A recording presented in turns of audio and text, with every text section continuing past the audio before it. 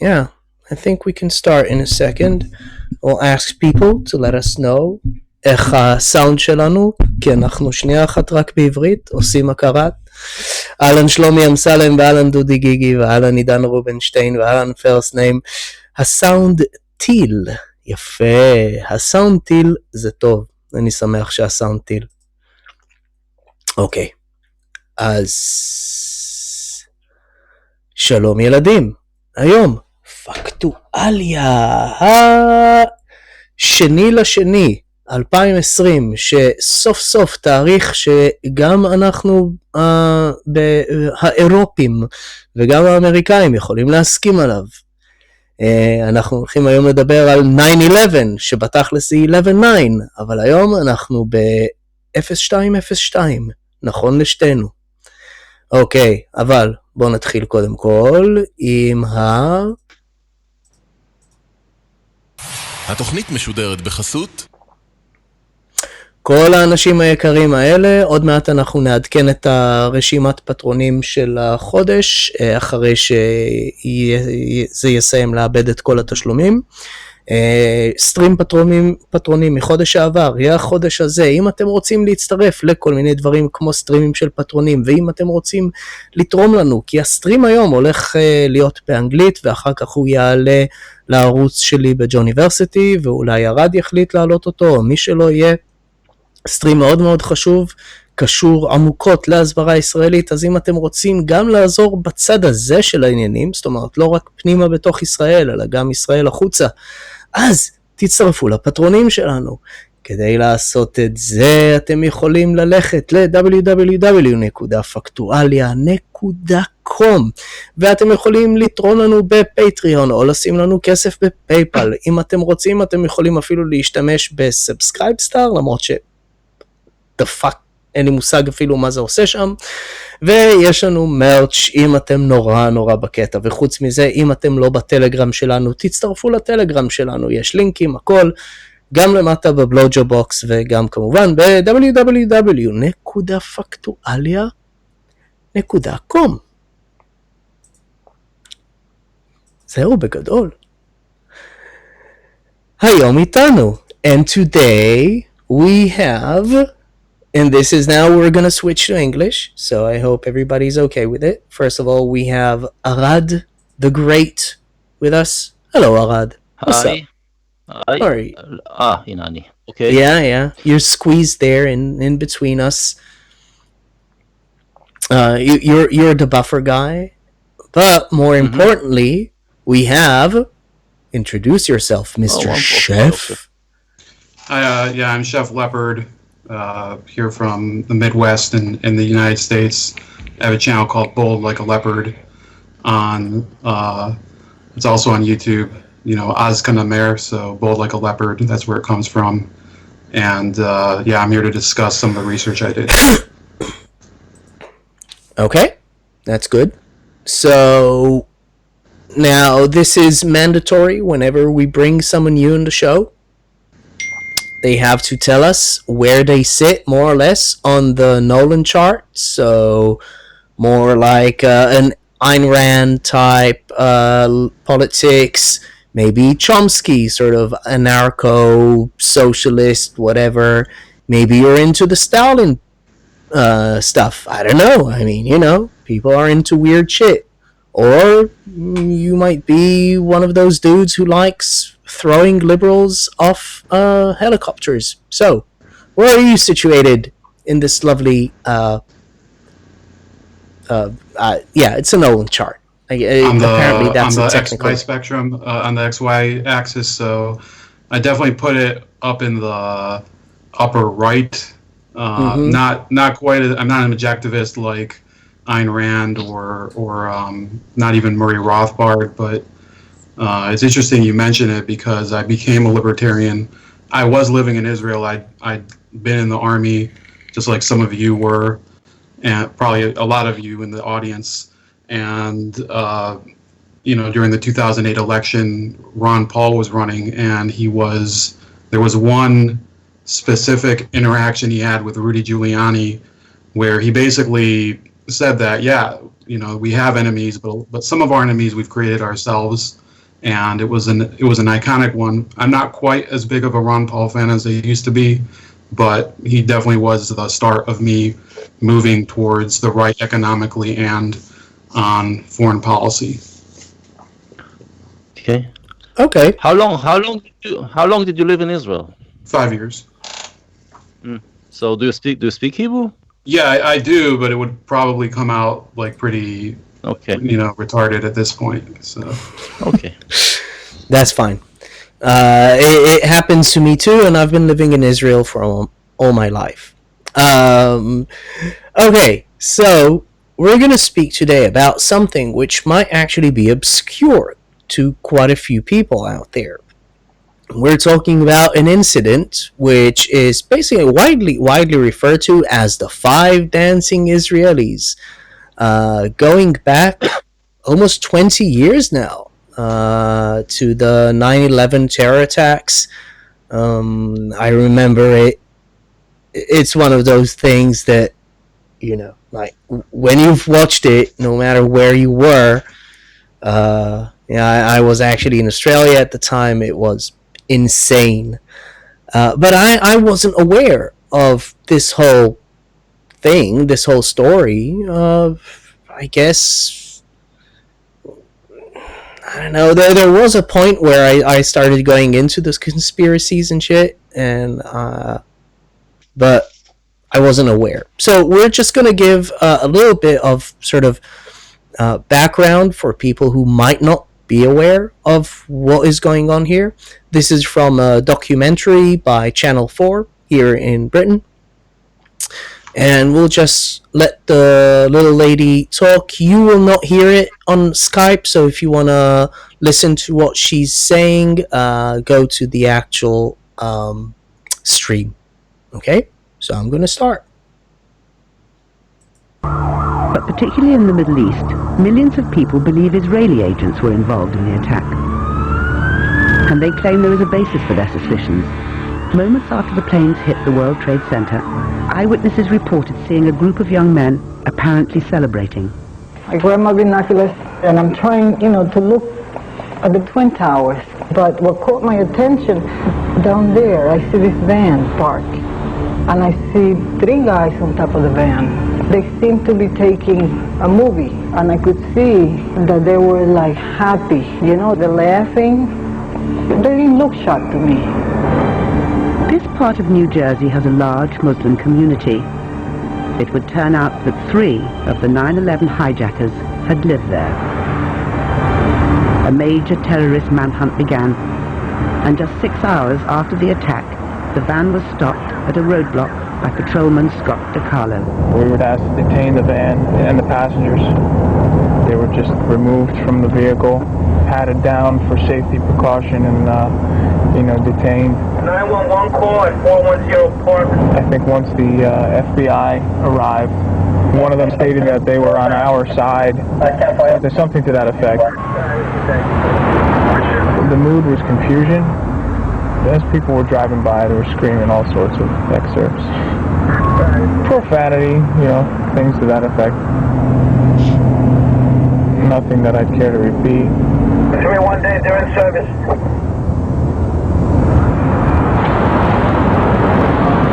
Over 2 months of interrogation began. The FBI discovered the men weren't from Al-Qaeda. They were Israelis. An enduring conspiracy theory began, that they were Israeli field agents who'd uncovered the 9/11 plot in advance. Israel had deliberately failed to warn the US authorities because it wanted to ensure that American public opinion was hostile to the Arab world. Channel 4 traveled to Israel and spoke to 3 of the 5 men arrested that day to hear their side of the story. One of the neighbors give a call to the feds and tell there is a white van with 5 Arab people. As you see, I'm blonde, blue eyes. And he tells there is a bomb in a white van. He gave the number, 5 Arab people, and they're on the way to Manhattan to make a suicide. I was the driver. The policeman took his gun and put it in my head. Where are the bombs? Where did you want to do the suicide, and I don't know nothing about what to say. What I told them, that I'm just a tourist from Israel, I'm Jewish. And he told me, don't talk, if you talk I'm going to shoot you. People were spitting on us from the street, they are passing with the cars and spit on us. Because they thought that we are the Arabs, they were looking for someone to blame. A passerby took these photos of the police searching the van. 5 men were inside it. Some had dual nationalities and were carrying more than one passport. Others had flight tickets to leave the US within days. Fearing robbery, one had over $4,000 hidden in a sock. They were ripping things, they took the camera, they were screaming at us all the time.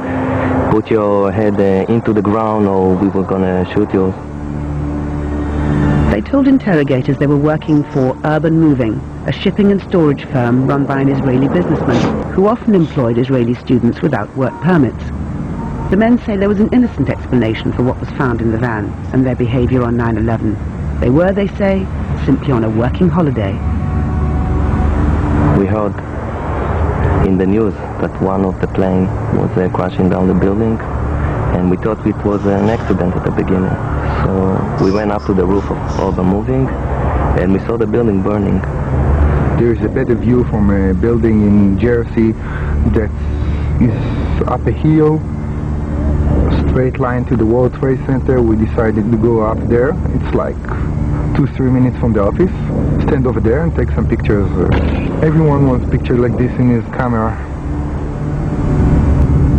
Their boss at Urban Moving, Dominic Suter, was questioned by the FBI, but then disappeared back to Israel. It left lots of unanswered questions and fueled suspicion about the 5 men. Investigators seized the firm's computers, and the investigation took on a new urgency with multiple lie detector tests. They continued to ask, did you know the terrorists? Did you know where they flew from? Did you know what they were supposed to do? The answer all the time is no, I don't know even what you talk about. The FBI wasn't satisfied. Channel 4 has learned from intelligence sources that some of the men's names were already known to American counterintelligence. Paul Kurtzberg admitted serving in an Israeli army anti-terrorist unit. He refused to take a lie detector test for 10 weeks.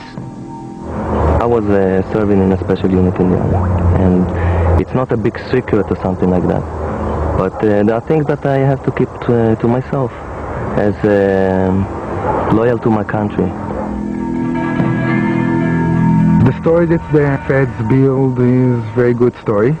When you hear their story, you start even to believe it inside. Okay, maybe I'm a spy. I'm sure that I'm not, but the story is so good, so maybe I am. Yuval Aviv is a counter-terrorism advisor to the US Congress, but was once a spy for Israel's secret service Mossad. He says Urban Moving was a front company for Israeli intelligence, and that some of its workers were spying illegally in the US. Israel has engaged in intelligence gathering in friendly countries. Some of it is done with permission, and some of it probably has been done without permission in areas that is vital to Israeli interest, where large Arab communities operate and live, where there's a lot of fundraising for terrorist activities in the Middle East. That's the old undercover. This is the old way of gathering intelligence, which America has not used. If a decision is being made to put a bomb under a building during and after prayer on a Friday night in a mosque, you have to be in the mosque. You will not be able to do it from a satellite. Sources close to Israeli intelligence have told Channel 4 that Urban Moving produced no information that could have prevented 9/11. But whatever the truth of the conspiracy story, it's flushed out the possibility that Israel spies on America, its closest ally, an espionage tactic that both governments would prefer kept secret. There are certain type of information that and methods of collections that you don't want to share with the local host country. Systems that you use, contacts that you make, undercover operations that you penetrating other terrorist networks. Those types of information you don't share with anybody. The Urban Moving 5 were eventually deported to Israel for visa violations.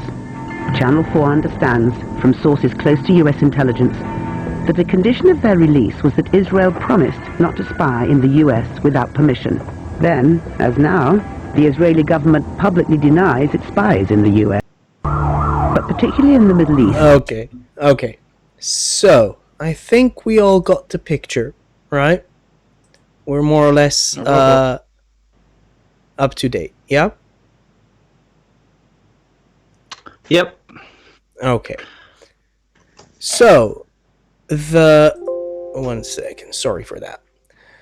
So I guess now the first question that I'm gonna drop, Chef, is because we just gave you really you just introduced yourself within less than 1 minute. So now you can introduce yourself as it relates to this case. So what is it that you do, and how the hell did you get to focus so much on this specific topic? And what it is that you're doing. Why do we need your help in this? Who is using it for what, why? And just shoot, Okay, so obviously, we didn't really go through my connection to the issue. Obviously, I grew up here. I was here in the U.S., for those of you that don't know. 10th grade was when 9/11 happened. We all experienced it. It was probably the first terror event that most Americans heard about. There were obviously previous ones that had happened. And for people of my generation, it was the central event of our lives, because it was like everything, the world had changed. The Clinton years had mostly been about blowjobs and things like that. Nothing had really been of major global proportions that we had to pay attention to. So fast forward to today. I have done some journalism. I'm not really I would say I'm definitely not a full-time journalist. I'm an engineer by trade.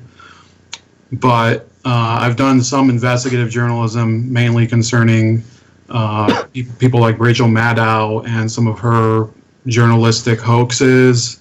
I've done some investigation of climate groups that are essentially, they're basically front groups for all sorts of other left-wing, far left-wing causes, so you could probably find those. And this whole issue of the dancing Israelis in 9/11 was something that I'd always believed never had even any trace of truth to it, until someone who at the time I knew online shared an article from Uss Review. If you don't know what Uss Review is, maybe Johnny knows it, because they publish a lot of race theory stuff that is, a lot of it is apparently pseudoscience, like that the Uyghurs are white. So they had a person publish an article named Phil Giraldi, who is a former CIA agent, and he was using the revelation of some photos of the 5 dancing Israelis as an opening in order to try to revive the theory that had been, that it comes back every year. People try to say that it is dead, but it's you can't kill ideas. That's something that I think I don't know. You want to? I encountered this. Yeah, I encountered this story some time ago, and just looked a little bit into it. And there was one thing really that was incriminating. They said that there was one that was taken a day before, which one of the Israelis was standing with the World Trade Center in the background, and he was holding a lighter as if he was about to light it up on fire. So are you aware of this story? So yeah, this is something that is very, very often cited by believers in the theory. But as if you look at the first article that I wrote concerning, so let me get to that. It'll be pretty quick. So much of what Phil Giraldi was basing his research on was what a different person named Whitney Webb talked about in her article from the same summer.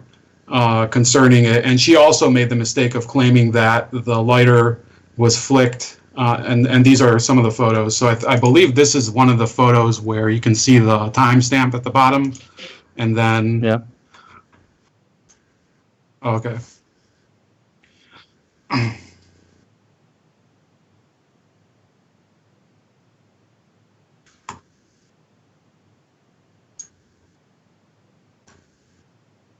Is that better?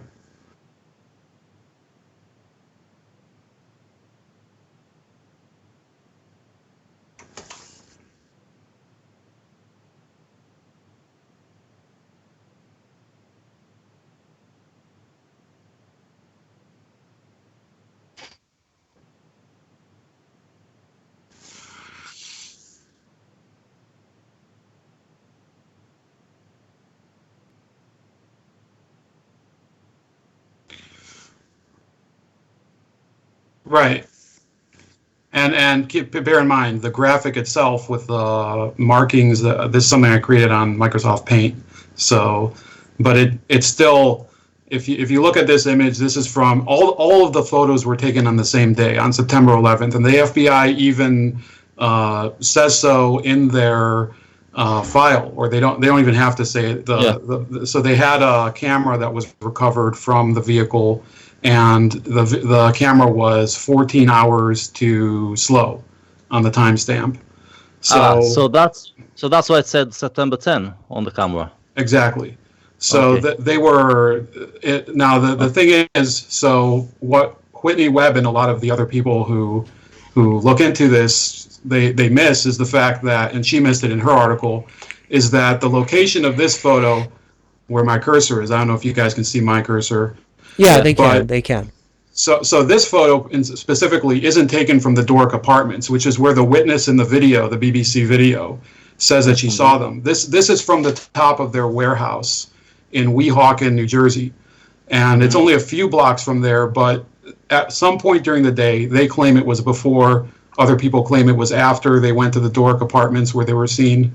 They climbed up onto that roof and tried to take a view of the World Trade Center. As you can see from the view, it's not exactly, so the top view in color is something that has been taken by various different media organizations. This might actually be from the BBC report, by the way. I think I saw it. It looked pretty familiar.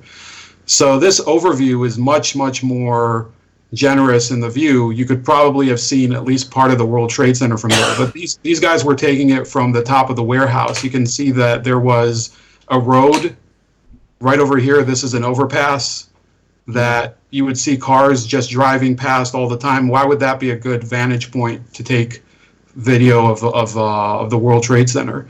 The direct line of sight from that area is towards Midtown Manhattan. It's not towards Southern Manhattan where the World Trade Center was. So the image that they often share, you can actually see, these are the two red stars at the top.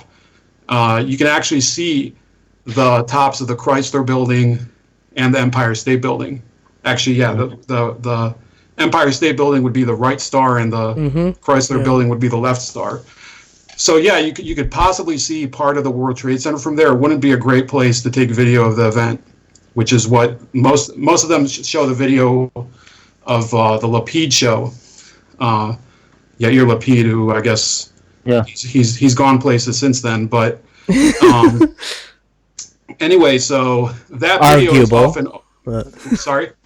Arguable, but yeah. Right, but he that video, I've wanted to ask a lot of people, and maybe people in your audience would be able to help me, because I can't find a version of that video that isn't dubbed.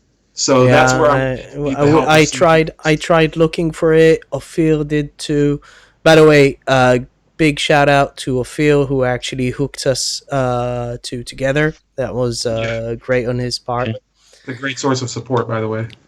I'll say one thing. When I look, the one of the pieces of evidence that they use, the conspiracy theorists, is interviews that the 5 Israelis did in the Israeli media, in which they say all sorts of stuff which they say is incriminating. This is all bullshit. It's always mistranslated, misquoted, taken out of context. So One second, guys. I'll just tell you, there might be... I have here a little glitch here. It seems that the streaming app sort of froze on me. So what we're going to do, I'm going to reboot the app itself. No, hang on. I'm watching it through YouTube. And I'm seeing it. Yeah, but I can't control the app, so basically it froze. So 1 second, it happened already before. So just bear with me and yeah, just a sec. Sorry for that, by the way.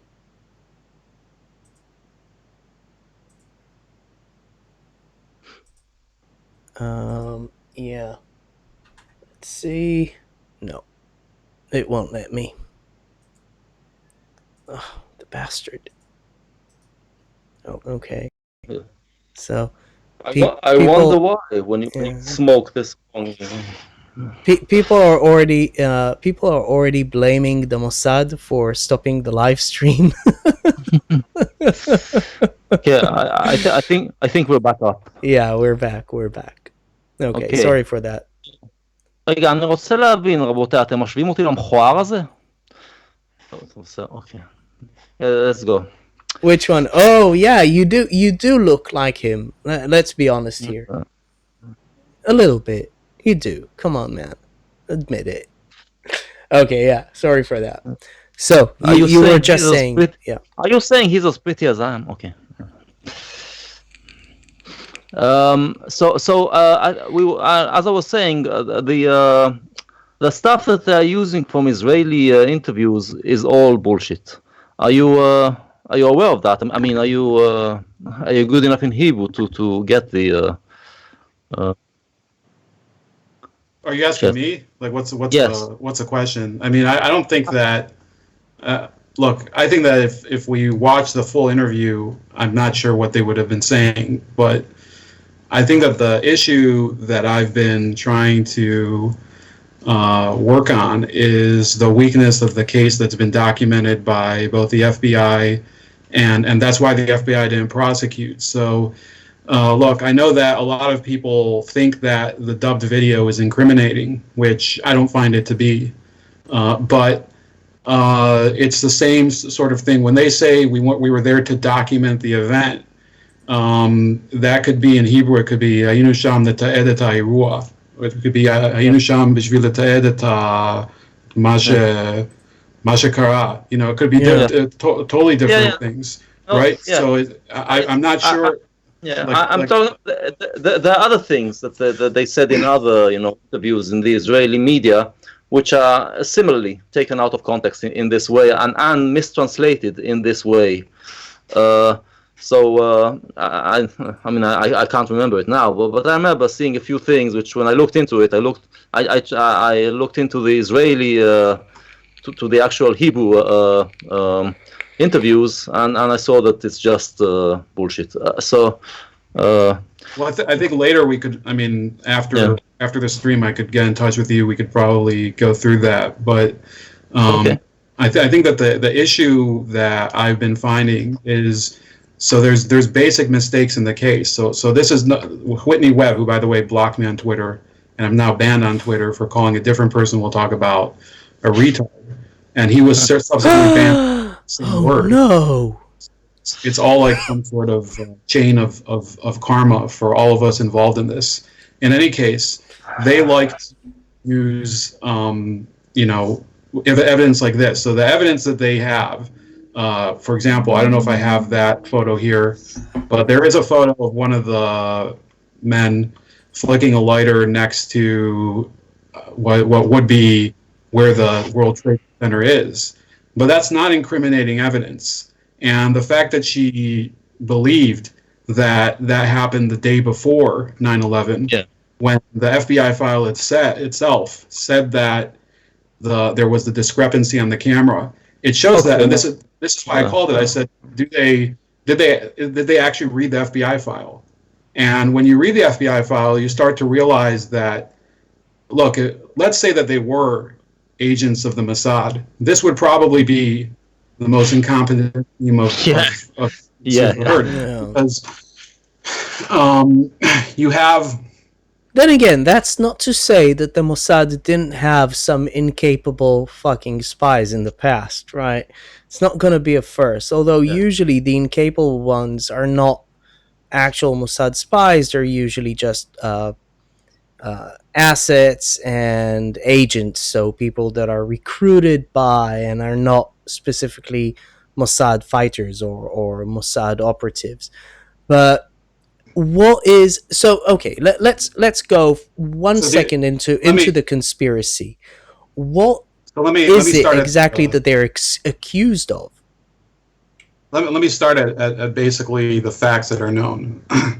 At about 4 p.m. on 9/11, there were 5 Israelis that were, this was talked about in the BBC footage, but 5 Israelis were arrested in East Rutherford near Giant Stadium in a van. And their names are Sivan and Paul Kurtzberg. This is public knowledge, so I'm not, this isn't something new. Sivan and Paul Kurtzberg, brothers, Oded Elner, Omer Marmari, and Yaron Shemuel. And those 5 were held for about 2 weeks by the FBI and later transferred to the INS, which is now ICE, and deported. Now, during the course of their detainment, they were, obviously they're not people who were above board. They were working illegal in the United States. They had what? The stream is down. Really? I see it. It looks live on my end. Yeah, I can see you. It is kind of buffering. Yeah, it shows his hand. Again, buffering. This is crazy. The buffering bit. I don't get it. And I moved it down to like, it's up and down, up and down. Let's see. What does it say?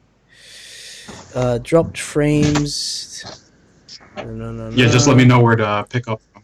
Yeah. No, I can see what's going on. Yeah. 200. Oh wow. Okay. 1 minute. I'm 1 second. This is not good. Something really bad has happened to my internet. Just wow. The Mossad, Habibi. Yeah. When you do I don't know. This is crazy. 1 second. Let me just make sure that. Yeah, I think the stream is back on now, judging by the bit rate, but it's fluctuating badly. But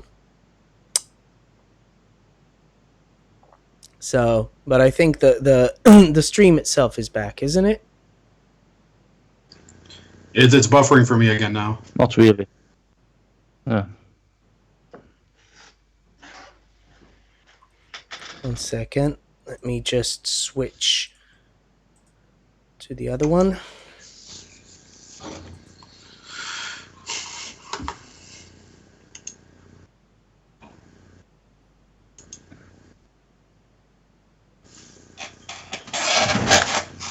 Okay.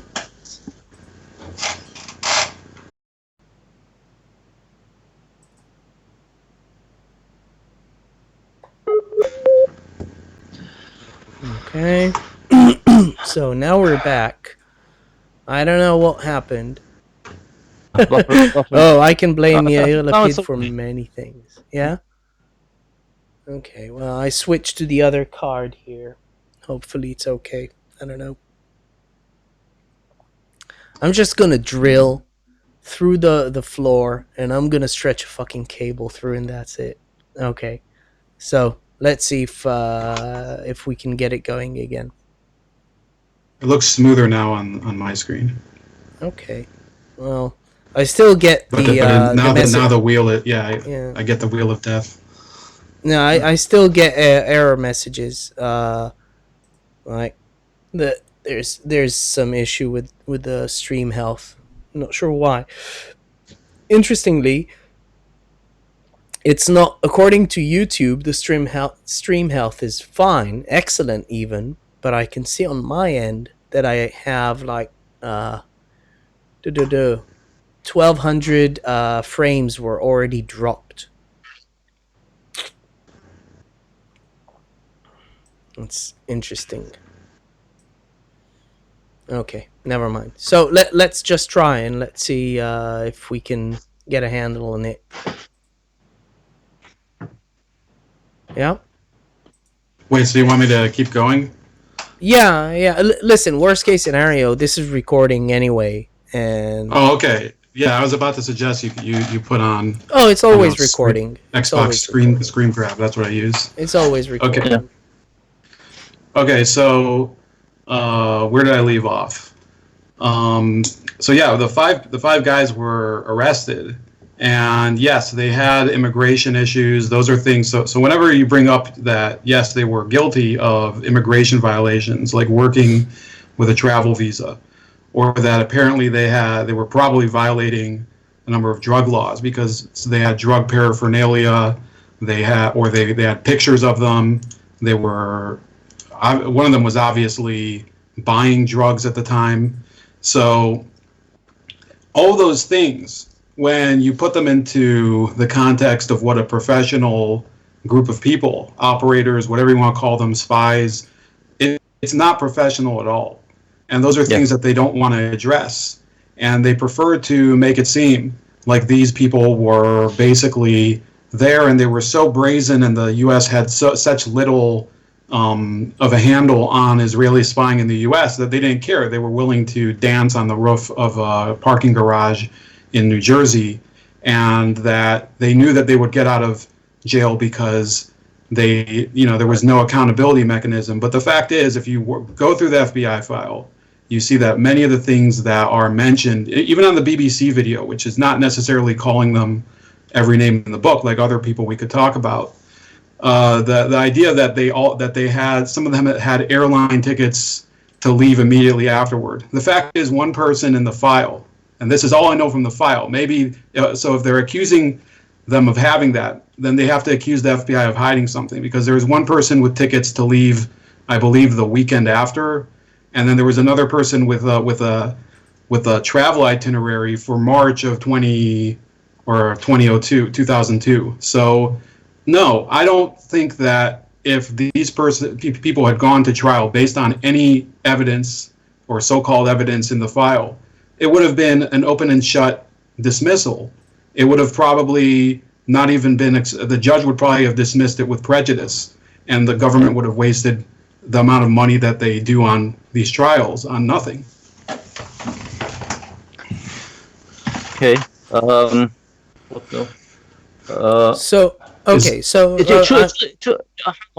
It should be noted. It should be noted that they were celebrating after the first plane hit, right? So at this point, nobody thought it was a terrorist attack. So this wasn't like, yay, America got hit. This was, yay, what an awesome selfie.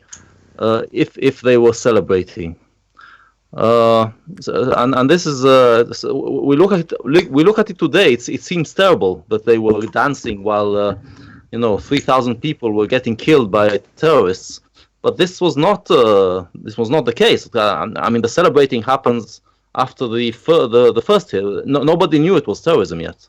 Okay, so let me interject there. I'll play devil's advocate. So the premise of what you're saying really depends on what you believe they were doing that morning. Now, if obviously, if you read through the FBI file, which I read through, and it's pretty long, you don't have to read through the whole thing because a lot of it is insurance forms and paperwork and things that don't really have to do with them. They have to do with various issues of urban moving systems as a business that don't have anything to do with 9/11.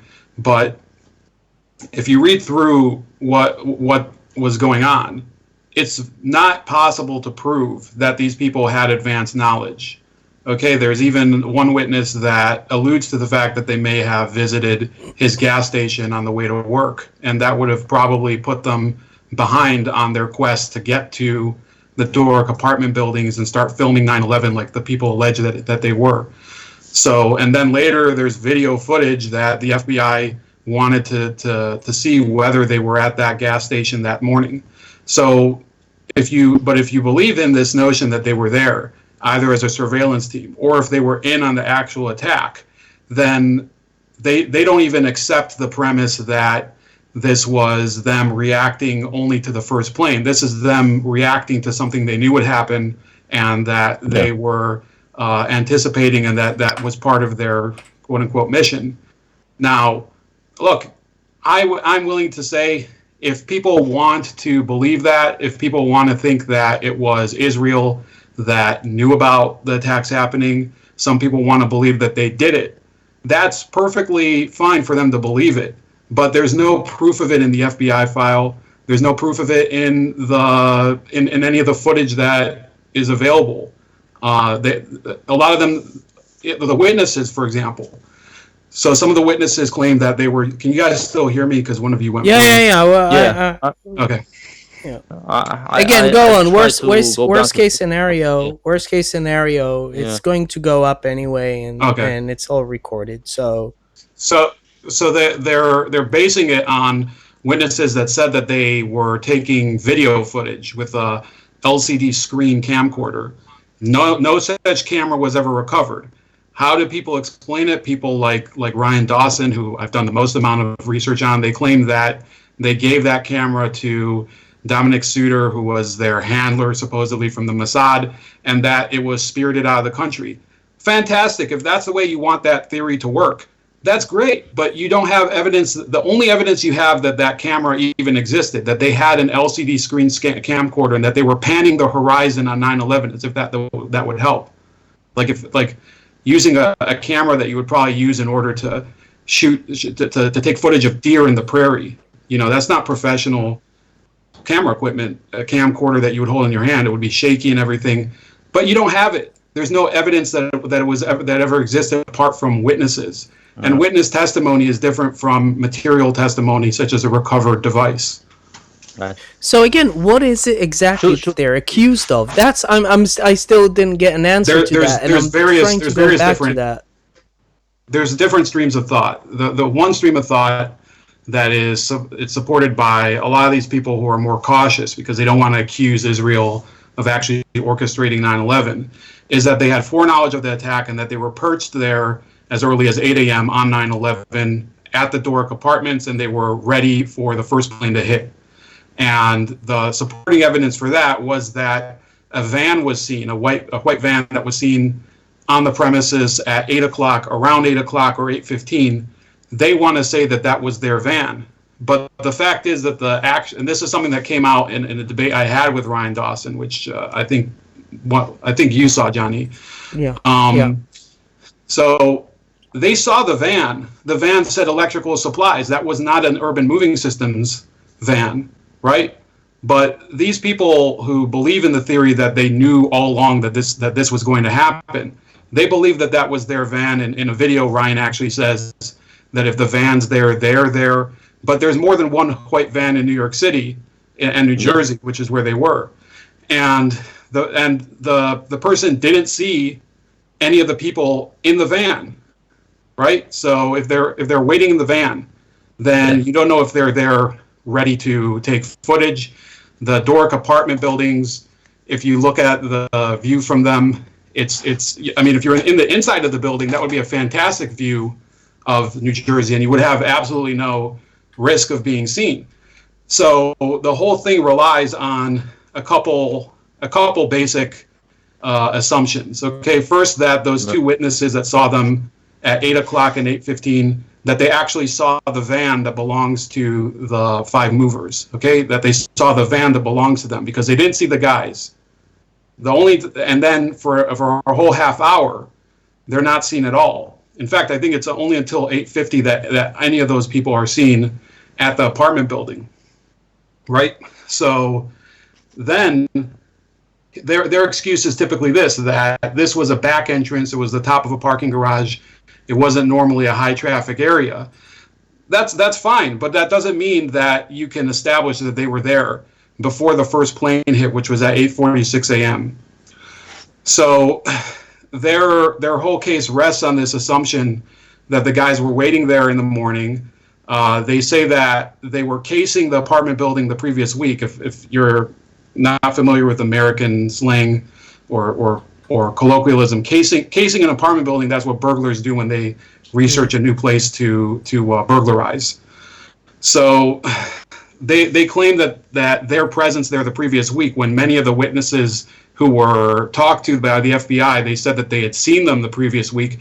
So people like Dawson and Giraldi and Whitney Webb, who are the ones I'm most familiar with, they would claim that this was them doing research on a place to shoot the video. Well, if they were so good at their research as intelligence agents would be, why would they shoot it on the parking garage? They could probably, and the Mossad, which they always allege, this is another thread, they allege that Eitan Wertheimer, this mega billionaire, was involved in this. Why wouldn't he have just rented an apartment building inside the actual Doric apartments, and they would have been able to perch their camera equipment there, professional equipment, shoot all the footage that they want, have a whole party there with popcorn and martinis and strippers or whatever, and do whatever the hell they wanted. That is now they'll say, well, they don't have an answer for that. They just want to have the facts stand as they are and believe every single assumption, when the fact is that the van itself had an electrical supplies signage on it. So they want to say, this is what Ryan said during our actual debate. He wants to say, well, that was another van that was owned by the group of moving companies that he claims are all Israeli spies. So he doesn't know the license plate of the van. He doesn't know who owns the van, but he's willing to assume that it's owned by the same group of people. Yeah, I watched that debate, and I think you really hammered him on this point. On this point, he didn't have an answer. He kept saying, "Well, it's not. I'm not basing it on that." Okay, so what are you basing it on? And he didn't really have an answer. It should be said, Ryan Dawson in the debate with you was trying to make it like, oh, he's just looking out for the truth. It's not. He knows. He thinks that the Mossad and he's not blaming only the Israelis. He's saying maybe the Mossad and the CIA and all. He's just checking out because they are all suspicious. But check out his resume. It's all about anti-Israel, just propaganda and basically anti-Semitism. Ryan Dawson has been spreading anti-Semitism for years now. So I mean, I'll go into, I don't have a long history in this arena like Ryan Dawson does. He's been researching it for a very long time, if you can call it research. But it's sometimes, painful as a libertarian to watch him try to represent our spectrum of the movement, because there's a lot of Whitney Webb also comes from, she works for the Ron Paul Institute, and Philip Giraldi is advisor for Ron Paul, or has been in the past. So for someone who drew a lot of inspiration in terms of my policy views from Ron Paul, it's pretty surprising that he trusts people like that, all of whom communicate with each other. I know that Giraldi and Dawson are in contact, but the fact is that Dawson, I don't think he's as stupid as in many cases his mistakes show him to be. Okay, now that's kind of a weird statement to make, right? His mistakes are stupid, but I don't think he's a stupid individual. I've heard him discuss things on Catholicism with other people. I think he's an intelligent person. I think he's also a deeply dishonest, and he has definitely an agenda. And people were saying to me after the debate that I was being mean and vicious to him. And the point is, I've said this to people on things that have nothing to do with politics. I don't care about being a nice person. I don't care about making nice to people, being civil when I'm dealing with people that I can't stand. And during the interview, or what he called an interview, he later claimed it was an interview when it was actually supposed to be a debate. That's what Halsey English proposed when he sent the message to Ryan.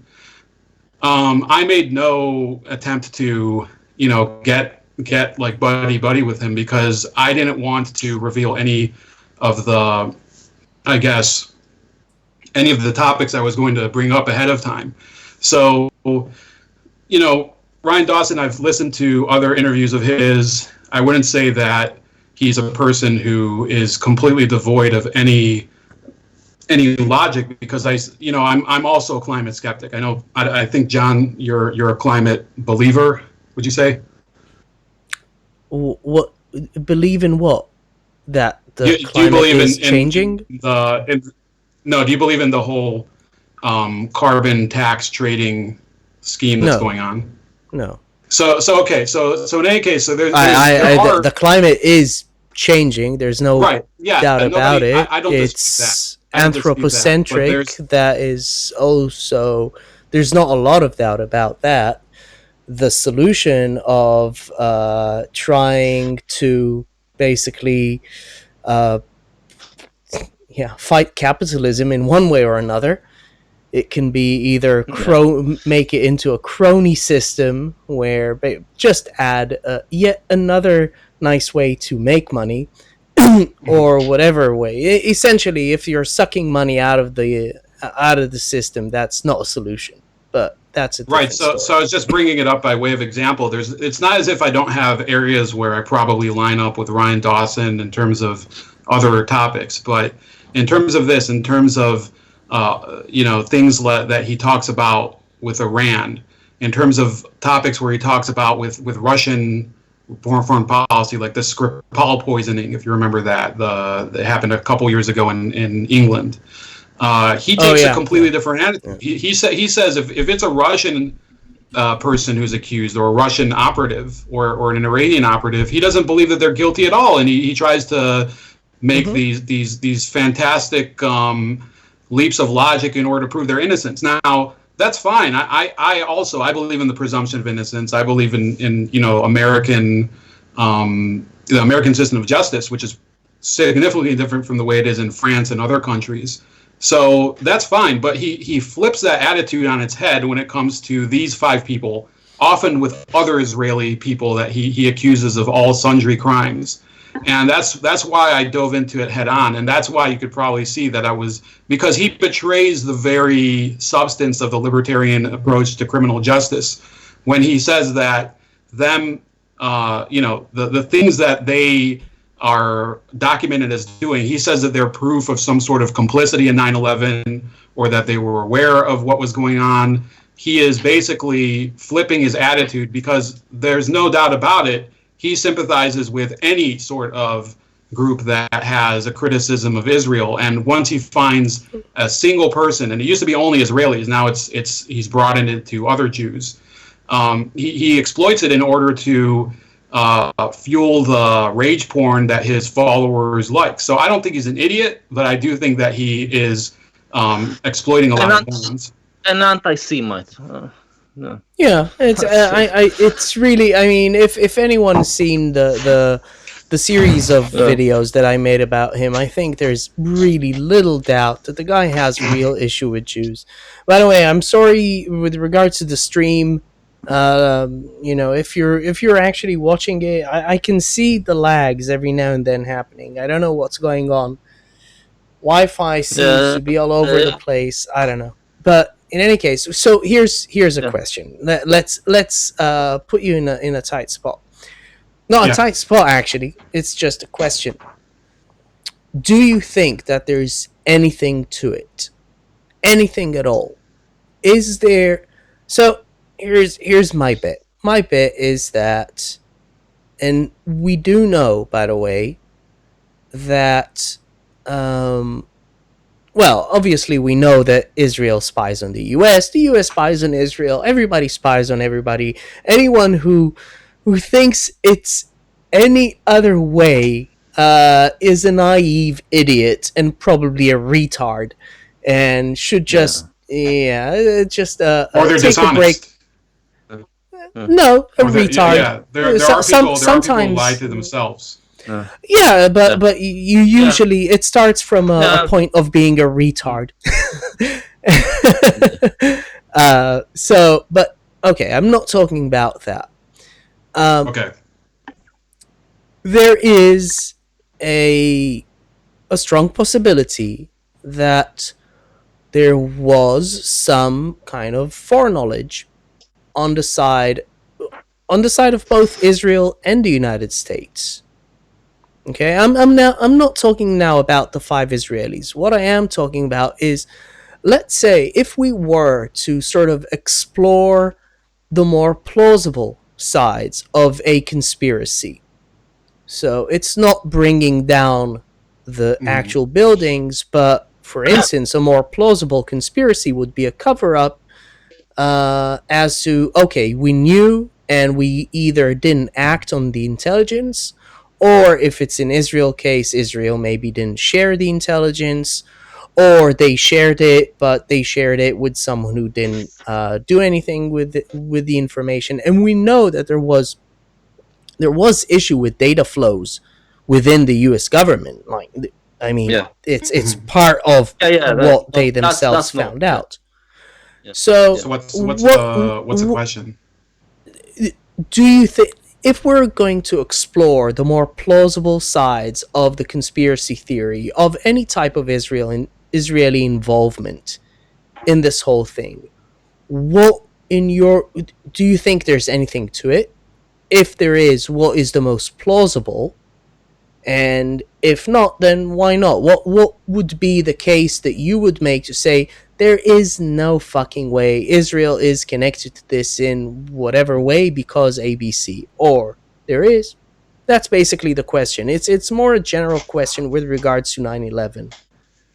All right. So with regards to 9/11, there are a lot of open questions, and I went into some of them in my first response to the Ryan Dawson debate concerning, first, the commission that was set up, which was entirely political elected officials, and it did a very superficial job of going through a number of the really bizarre lapses of judgment that would obviously create, the ground to believe, yes, people knew that what was going to happen would happen, and they allowed it to happen. And there have been a lot of different schools of thought about that, whether it was the Bush administration that let it go through because they wanted to go to the war in Iraq. Now, I do believe that Bush used 9/11 after the fact in order to invade Iraq, and for that, he's absolutely condemnable. You don't need to prove that he knew 9/11 would happen in order to substantiate the fact that he used it in order to justify going to Iraq and completing what many thought his dad should have done in the 90s and overthrow Saddam, which we now know was a strategic blunder that probably has wrecked American foreign policy since then. But when you're talking about whether Israel had foreknowledge of the attack, there was a story, I believe, in it was a German newspaper. It might have been Bild, but they did have it in 2002, where Israel had shared the identities of a number of the people who were eventually the hijackers, and they sent it to the FBI prior to 9/11, and nothing ended up happening. Now, some people who believe in the grand theory that we're talking about, the dancing Israelis, they claim that this was bullshit. They claim that this was after the fact. Israel is trying to cover its ass, that they were, because of other areas where they were exposed, they're trying to use it as a red herring in order to have people look away from what Israel does in the United States. So the answer is, I don't know. It's possible that Israel knew what happened and they didn't inform American officials. It's possible that they did inform American officials, but they didn't give them the full information that would have helped them to catch all of the eventual hijackers. Now, the issue with what, so there's definitely been discussion around it, and I think that the U.S. government has concealed a lot. I don't know what the Israeli government has concealed because, I have no clue how to get documents within Israeli intelligence made public. It's probably much, much more difficult than here because you don't have the Freedom of Information Act like we do. So that's something that I think that the Israeli government knew who some of the hijackers were. I don't know what they did prior to 9/11 in order to inform the U.S. government, and they claim that they did try to inform them specifically about I think it was the hijackers on United Flight 175 that ended up crashing into the Pentagon. I believe it was that one, but I'd have to go back and look. I'll say this: all of my suspicions, all of my doubts, have been answered by you. Basically, I mean, everything that has been, when I looked into the story, there were, like I said, a few things that looked strange and incriminating, but you've answered all of them. Now I see absolutely nothing in this story. Yeah, go ahead. You guys. Once you tell me that the camera was, I mean, the big thing was that they took a photo a day before, and we talked about it. Well, if you tell me that it's simply the camera was not, that the time wasn't right on the camera, then that answers the question. Well, according to the police and the FBI, it is. So, what else did the FBI find? What else did the FBI find in their actual investigation of everything that went on, of the people themselves? And I guess they continue doing the investigation up until the very point, or even after they were deported. What are the actual findings? They were there for months, I think, right? Okay, so this is so talking about the FBI, they were under FBI investigation for only 2 weeks. Okay, so after 2 weeks, they were transferred. They were no longer in FBI custody because they were transferred to the Immigration and Naturalization Service and then deported. So the remainder of their time, apparently, according to because the FBI document shows all of the different forms where the FBI lead agents were transferring responsibility from one department of the bureau to the other, or one office to the next. There's actually a file, or there's actually a document where they transfer responsibility to immigration, and that's where I believe they were detained for the majority of their time there. So in the United States, it actually takes quite a bit of time to deport someone. In my opinion, they should have been deported much sooner. They were committing immigration offenses. There's no excuse. By the way, I don't think there's an excuse for most of their behavior. If you're looking in the legal sense, okay. Obviously, we've all been 21. We've all pissed off a porch, things like that. Not me specifically, but I've had friends who've done stupid things. But in the legal sense, no, they don't have an excuse for what they did. But it's not connecting them to 9/11. In fact, their reckless behavior, the fact that they had on them, this is what's interesting. So they had on them notebooks and contact. What used to be organizer books. This was before people put addresses and phone numbers in their cell phone. They had crazy amounts of that on them when they were arrested. Is that something an intelligence agent would do? Carry on them personal effects that would show who they had contact with back in their home country? I don't think so. I think it's pretty indicative that if these were whatever they were doing, it wasn't in a professional capacity, except that they were, doing what they did while they were. Yeah. There were young people who were there illegally, to work illegally. I had friends who did that, not in America. They went to Europe to do that. It should be mentioned that when they came back, they said that they were going to sue the United States government for the way they were treated. I don't think anything came out of that, but I couldn't find any follow-ups. I don't think they would have won the case either. I think that they would have had to have shown some proof. But there's a number of different things that they patterns of behavior where you can see that they were not trained to do whatever. First of all, in every interview where they were, So hold on. Let me get through. Why was it said? Yeah. Let me get through this one point. Yeah. The fact that an intelligence agent agreed to speak to an FBI agent without an attorney present after being arrested, I think that that's very hard to believe, because in the U.S., once you're in custody of any law enforcement officer, we have, first of all, you have to read the Miranda Rights. That's something that's basic. That you have a right to an attorney. So they would have been informed that they have the right to an attorney. So they could have said immediately when thrown into the cell, I want my lawyer. Obviously, the FBI can milk the time and wait till they get the lawyer. But if they're requesting the lawyer, they don't have to say a damn word to the FBI until then. None of them requested an attorney. That shows that if they had been trained, they were trained pretty poorly, because someone over wherever they came from, Israel, if they were Turkish, whatever country, who wanted to send a spy to the United States and wanted them to be prepared for that, they would have said, hey, in the United States, do you have the Miranda rights? It's basic knowledge for anyone who lives here. Why was it said that one of them was they said one of them was Mossad agent. I think they said that he was only in. This is new for me. I saw in the unit. It wasn't Mossad, but some in the Israeli army something. It was probably 8200 or something. Yes. So this is something that they harp on a lot. So it was Mossad, because the story is that he was Mossad. Yeah. Right. So there was one of them who was connected somehow. By the way, I'll just say, there is something that people need to understand when it comes to the Mossad.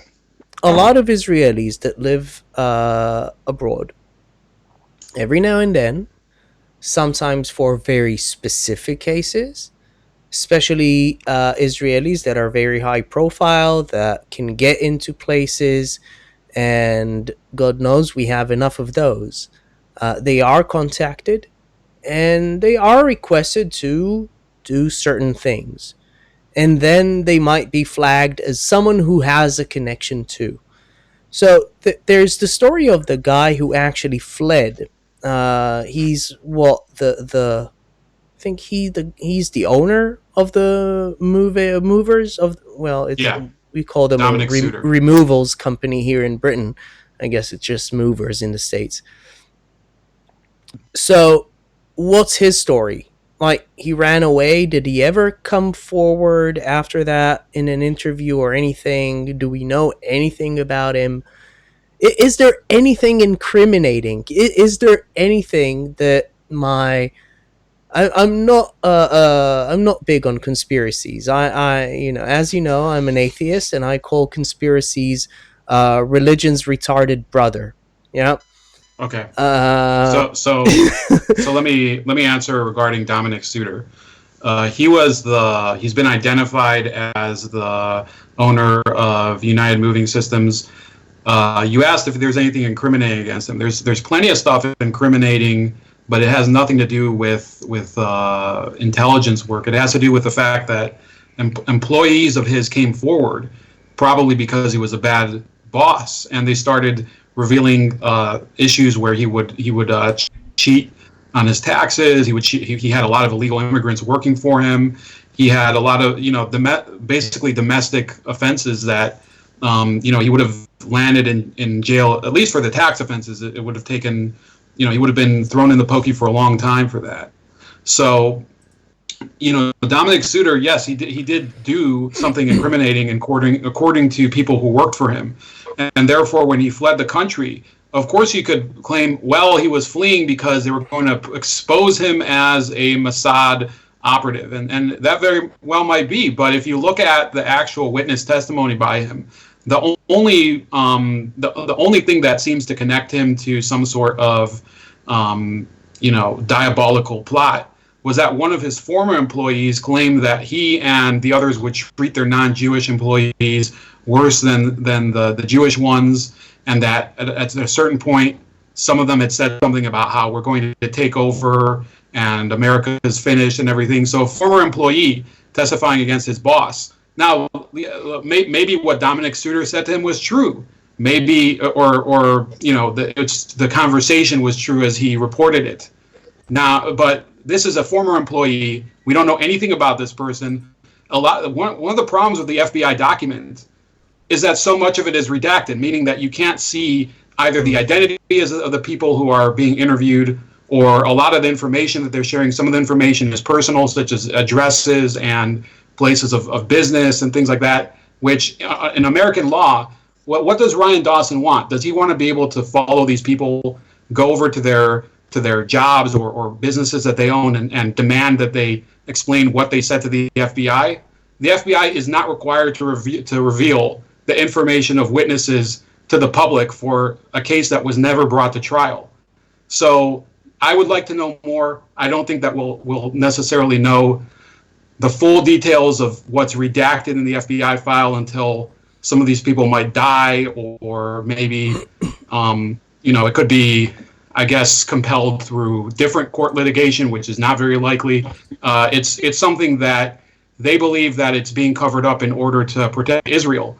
But what are they going to do? Are they going to force the American government to reveal the names of people that were co-workers of these guys that they don't even live in New York anymore? What will it gain them? Are they going to travel to Israel to find some of these people who themselves left the country in order to find out what they knew?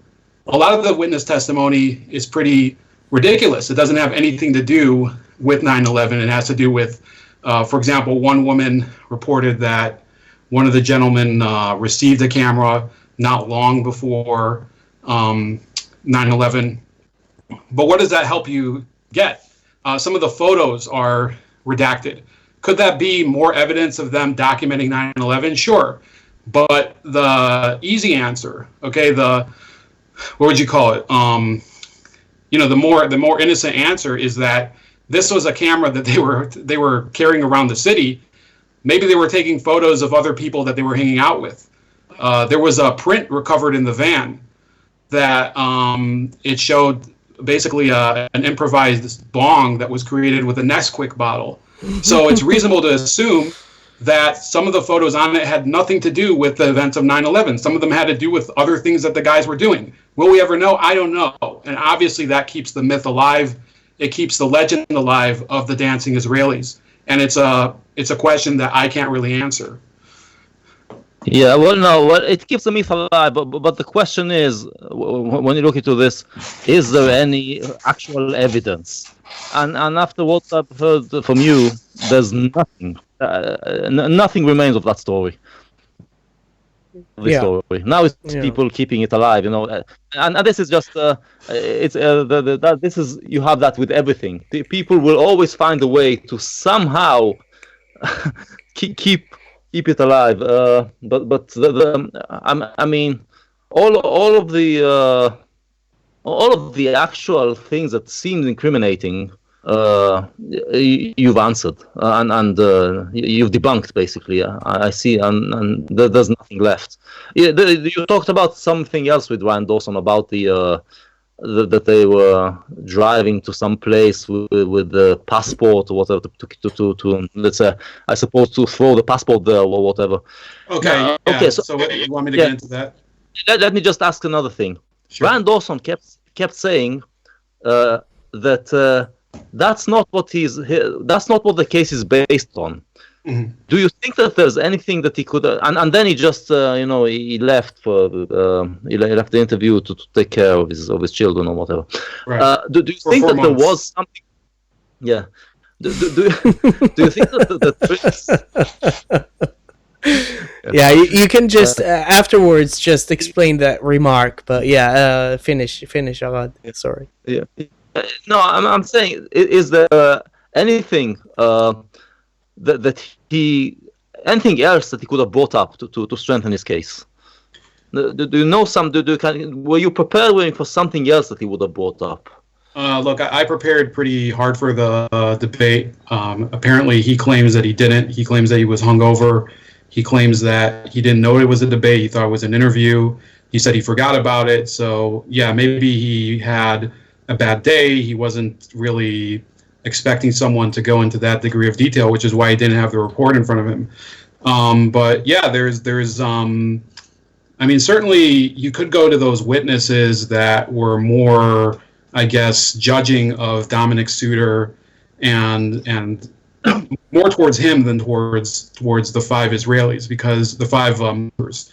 But yeah, the fact is that there was a lot of stuff that I prepared for that we didn't get to, and would have probably made it significantly more of a bad day for him if we did.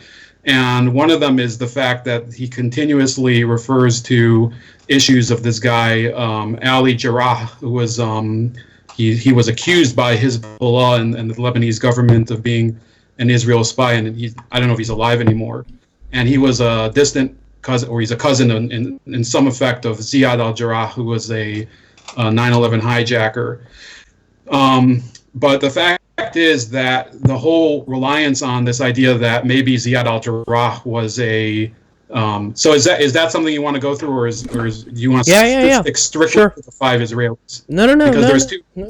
So the fact is, over his career, Ryan Dawson specifically, and along with other people, has made numerous claims that are leaps of logic in order to try to connect hijackers to the Mossad. Other aspects of what happened to the Mossad, such as he's no longer a believer in the demolition theory. So I don't know when he stopped, but it's pretty funny sometimes how suddenly, without any real explanation, Ryan Dawson starts to disown certain things that he believed in the past. So during our debate, I actually did bring up the issue of Ziad al-Jarrah and his cousin Ali. The fact is that Ali Jarrah lived in a different part of Lebanon than Ziad al-Jarrah. They were both Ziad Jarrah was the only Lebanese citizen who was involved in the attack. The remainder were Egyptian or Saudi Arabian. And he was not known by anyone to have been a member of Al-Qaeda and his family, at least according to what they say. Now, Ryan Dawson tries to give this notion that, of course they knew, and of course his entire family knew, and therefore the entire family is guilty by association. And that's what Ryan Dawson does in many of his things, which is, I don't believe he's stupid. I don't believe he necessarily believes it all the time. But in America, we have a game called 6 Degrees of Kevin Bacon. If you've ever, the actor Kevin Bacon from. Was he in? Well, we are familiar with the game, yeah. So you take one person and you take one association of his, and then you find a different node where they associate with someone else that's a person of interest, and you try to connect them as if that context explains what happened. But the fact is that Ali al-Jarrah is if he's still alive, he's 17 years older than his cousin Ziad. They both grew up secular, and no one has come forward claiming that they knew that Ali al-Jarrah was a Mossad agent prior to his arrest. So look, they can play this game all the time when they claim that Ali al-Jarrah, who was spying on Hezbollah, knew his cousin, who was an Al-Qaeda operative, was active in Al-Qaeda, while the rest of the family claims they didn't know. But it's not proof, it's not substantial, and this idea that your cousin's activities incriminate you is pretty ridiculous. It's ridiculous. It's another area where I think that he is very dishonest. I don't think he's a libertarian anymore. I don't know if he claims to be, but I couldn't imagine people associating that thought with, the belief in the rights of the people. Your cousin has done something and you've done something else. You're both part of it. So guilt by association. Guilt by association, exactly. Yeah. But that's one of the things that now this is a guy who he likes to say, well, just because I go on David Duke's show doesn't mean that I subscribe to his views on race and everything. So look, if you don't want to be painted by guilt by association, you certainly shouldn't accuse someone just by the virtue of the fact that a cousin that you don't know when was the last time they had contact, that they were complicit in the same act as them. And furthermore, I was telling him in Lebanon, the average size of a family in 1970 when Ziad al-Jarrah was born was 5.4 people. Yeah. So this was a cousin. So he was potentially one of 36 different cousins of Ali al-Jarrah, and he expects Ali al-Jarrah to know everything that he's doing. And what Ryan said was that, yeah, I have 30 cousins, I know exactly what they're doing. He lives in Japan. Does he really expect me to believe? Never mind his audience. His audience, they're even more zany than him. But does he expect me to believe that he keeps track of his family members in North Carolina to the degree that he would know how all of them are doing? It's pretty doubtful given the day that he goes through. Well, a lot of the times he's streaming for 3 hours. I don't know when he has time to keep track of all these cousins and their kids' soccer practice and their art project and all that. Yeah. Also, I'm not sure if they mean cousin or cousin as in the Arab cousin, because Arabs, when you talk about the Khamula, a cousin can be, like third, fourth degree cousin, someone who you never heard of, but they're part of the Khamula, so it's also hard to tell if it's an actual proper cousin or not. Yeah, so is the theory is just that because the cousin was supposedly a Mossad agent, that this guy is also a Mossad agent? That's yes, all the theory is that because Ali al-Jarrah was he was an agent in their home village in Marj. I think it's Marj al-Ayun, which it's pretty close to the Lebanese-Israeli border. Because he was later revealed to be, or accused of being a Mossad agent, or not. We don't even know if it was a Mossad. It could have been the military intelligence. But the theory is that because he was his cousin, who was a member of Al-Qaeda, must have been either known to be in Al-Qaeda by his cousin, who lived in a different village. And meanwhile, remember, Ziad al-Jarrah doesn't even live in Lebanon for much of the time that he was apparently getting in the thick of it with Al-Qaeda. So somehow his cousin, who doesn't move away from the home village of Marj, he's supposed to keep track of his cousin who's globetrotting around the world, buying plane tickets everywhere. He's dressing up in Western suits, going to, he goes to flight school and everything. Somehow his cousin, who's 17 years older than him, somehow he's supposed to keep track of that. I need more proof. No, I mean, I can't just take the fact. Yeah, no, okay, no, this is all nonsense. The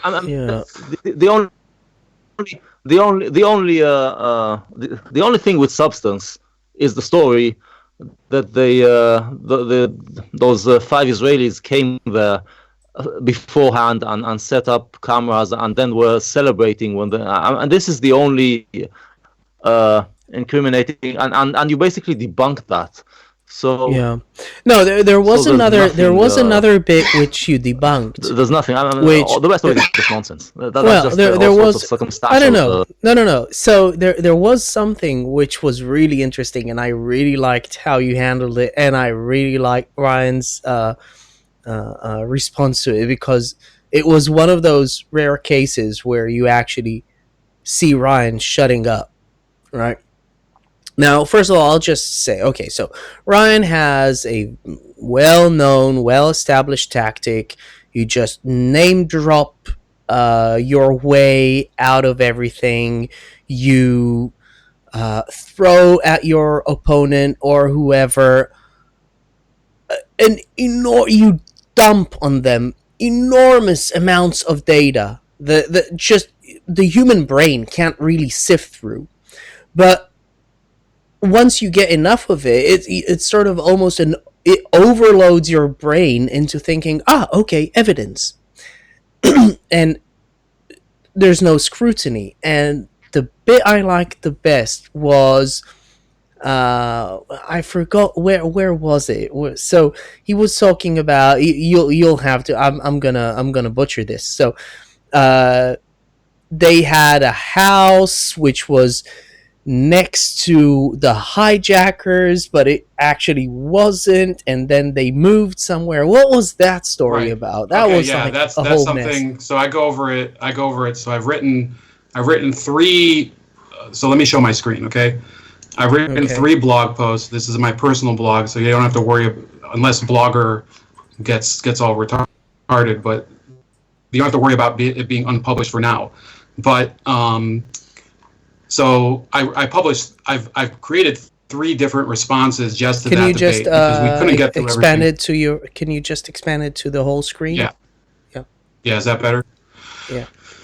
So the premise of what he's talking about is that the 5 guys were not just documenting 9/11, they were also surveilling the hijackers prior to 9/11. And the basis for that was the fact that Yaron Shemuel, who was one of the gentlemen who was seen on the video, that excuse me, that he had moved to New York area from Florida at some point prior to 9/11.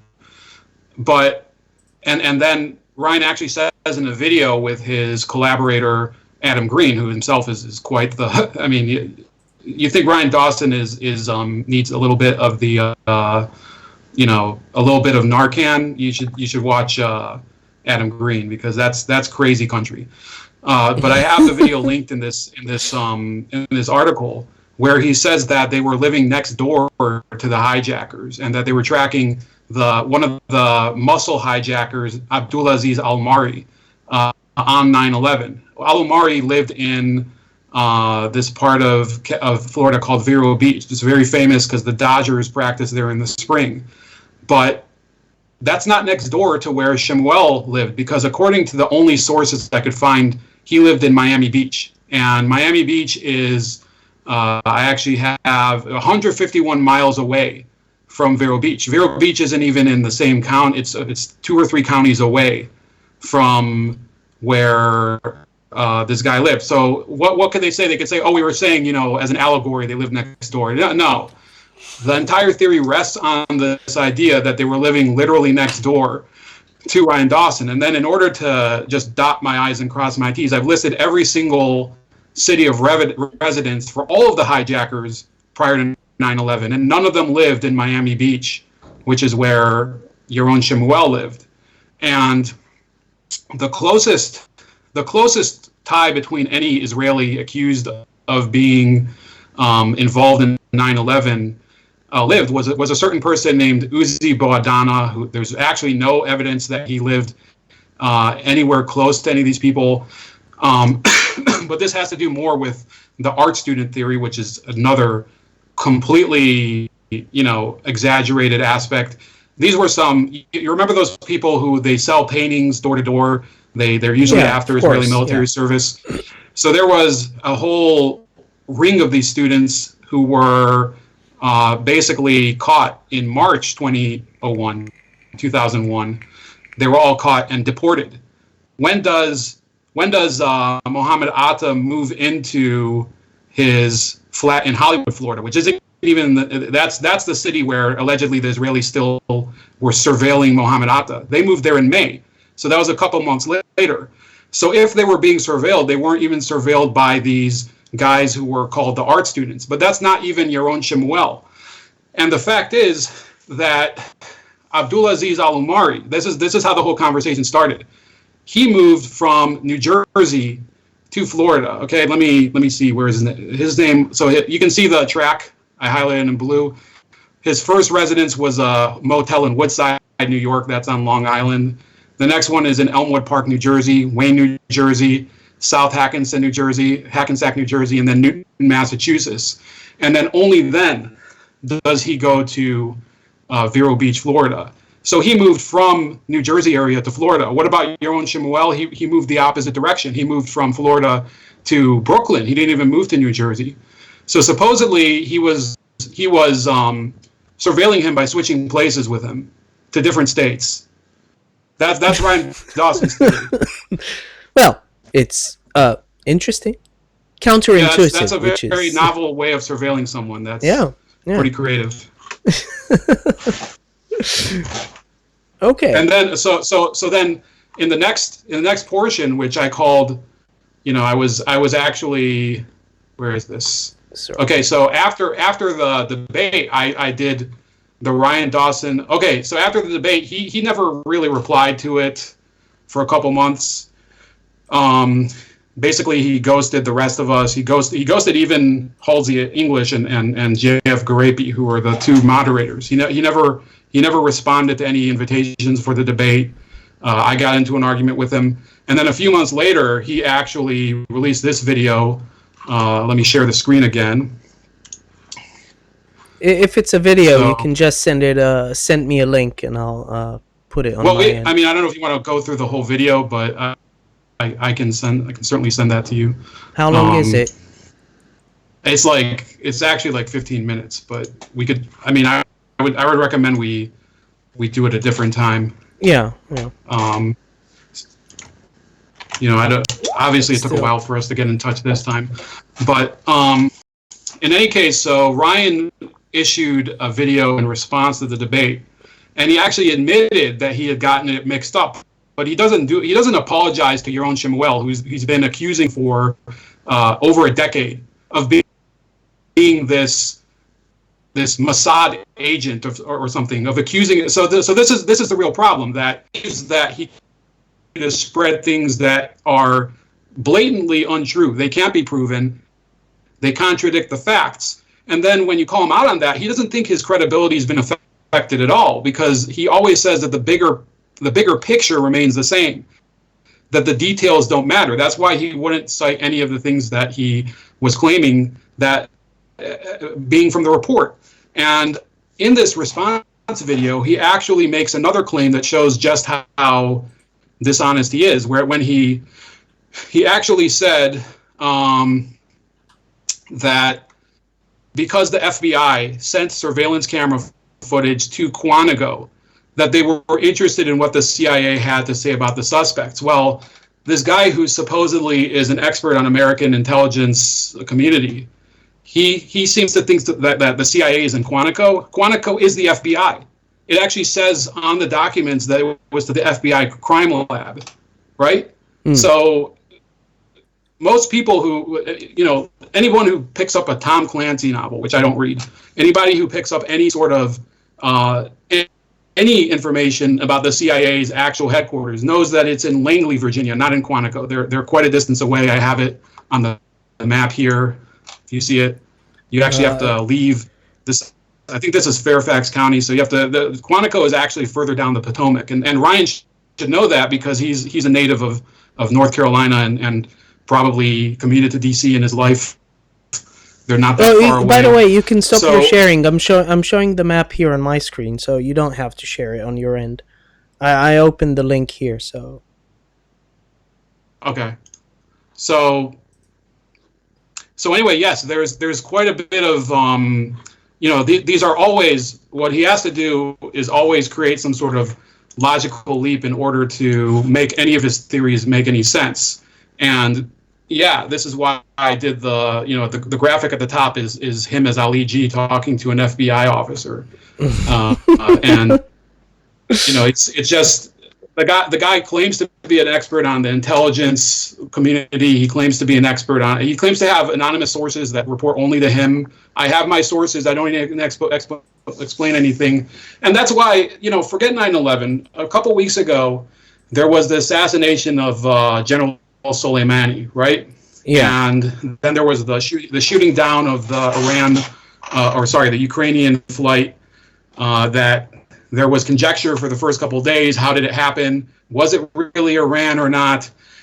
And Ryan was trying to claim for the first couple of days, I am not going to form an opinion until I see any evidence that Iran shot it down, and he even published an interview that was not aired on Press TV, that he was trying to doubt what had happened and all of these conjectures and everything, and a couple of days later, what happened? Iran admitted that it had shot down the Ukrainian Airlines flight. Now I get it; he's on the Iran side of the conflict.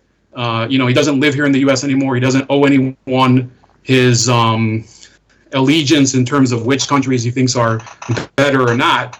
But he published that interview days after Iran had admitted it, which does it improve his credibility when he's basically posting an interview that didn't air because Press TV didn't want to air it, possibly because they didn't want to publish something that would make them look like idiots. I don't think so. I think the guy just is he's full of himself. His ego is uncontrollable, and that gets in the way of his better judgment. Yeah. Well, listen. You know, in that respect, he's basically in a sort of a Chomskyan camp, right? And it's this weird. Yeah, they're basically libertarians, but it's not our type, quote unquote, of libertarians. It's a different family. And it's one where, okay, so Chomsky specifically is a socialist, but that's a different story. It's essentially one that comes from the I know I'm mixing now simcha b'simcha, as they say, but it's this worldview that you can also see very prevalent in the regressive, quote unquote, left, the SJWs and all that. Well, you pick a side which you think are the poor and the oppressed, and that's it. And now they are saints.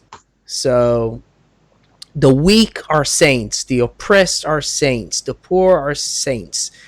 And once you pick a side, which is, okay, they are the oppressed, the poor, I don't know, the noble, savage, brown man, or whatever, it doesn't matter, right? You pick your team, that's it. They can do no wrong from that point on. Add to that what is obviously an obvious, apparent hatred of Jews. I mean, it's I don't like, I don't know if he's still hiding it, if he's still saying no, I'm not, but well, so that was something I didn't want to, like, the debate. So there's the issue of calling people anti-Semites on YouTube is now, you know, it doesn't, by calling someone an anti-Semite, people think that you're basically trying to character assassinate someone without addressing their points. So when I did the debate with him, I tried to make it as much about 9/11 and more specifically about the 5 movers and not about his record with Jews. But I mean, there's a tweet I have of him. Let me find it here.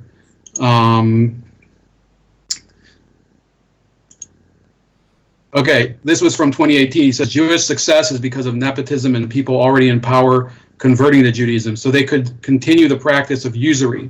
Being a parasite requires a host. That has nothing to do with Zionism or Israel. Yeah. So let me. Yeah. No, there's also this is something. There's also a bit in the video when he's speaking about the bloodline. Oh, just send me the link because we have too many internet issues, and in fact, even your camera doesn't go through smoothly anymore. It's sort of pixelated. I don't know what's going on with my internet. I have no clue what's. Yeah, my internet is acting up. I think the Mossad is really onto us this time. Yeah. Okay, so let's see. It's I mean, it's really annoying. I had last week I did a talk about anti-Semitism, which I thought was important, but it was really marred by these connectivity problems, which a lot of people just were fed up with it, which was a shame. Yeah.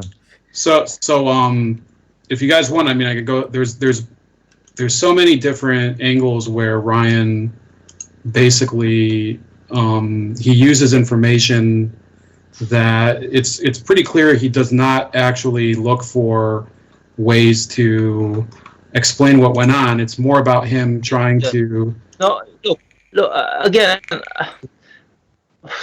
When I return to that, when I look into all these conspiracy theories, it's always I always look for the things that are substantial, and not all the circumstantial nonsense around it.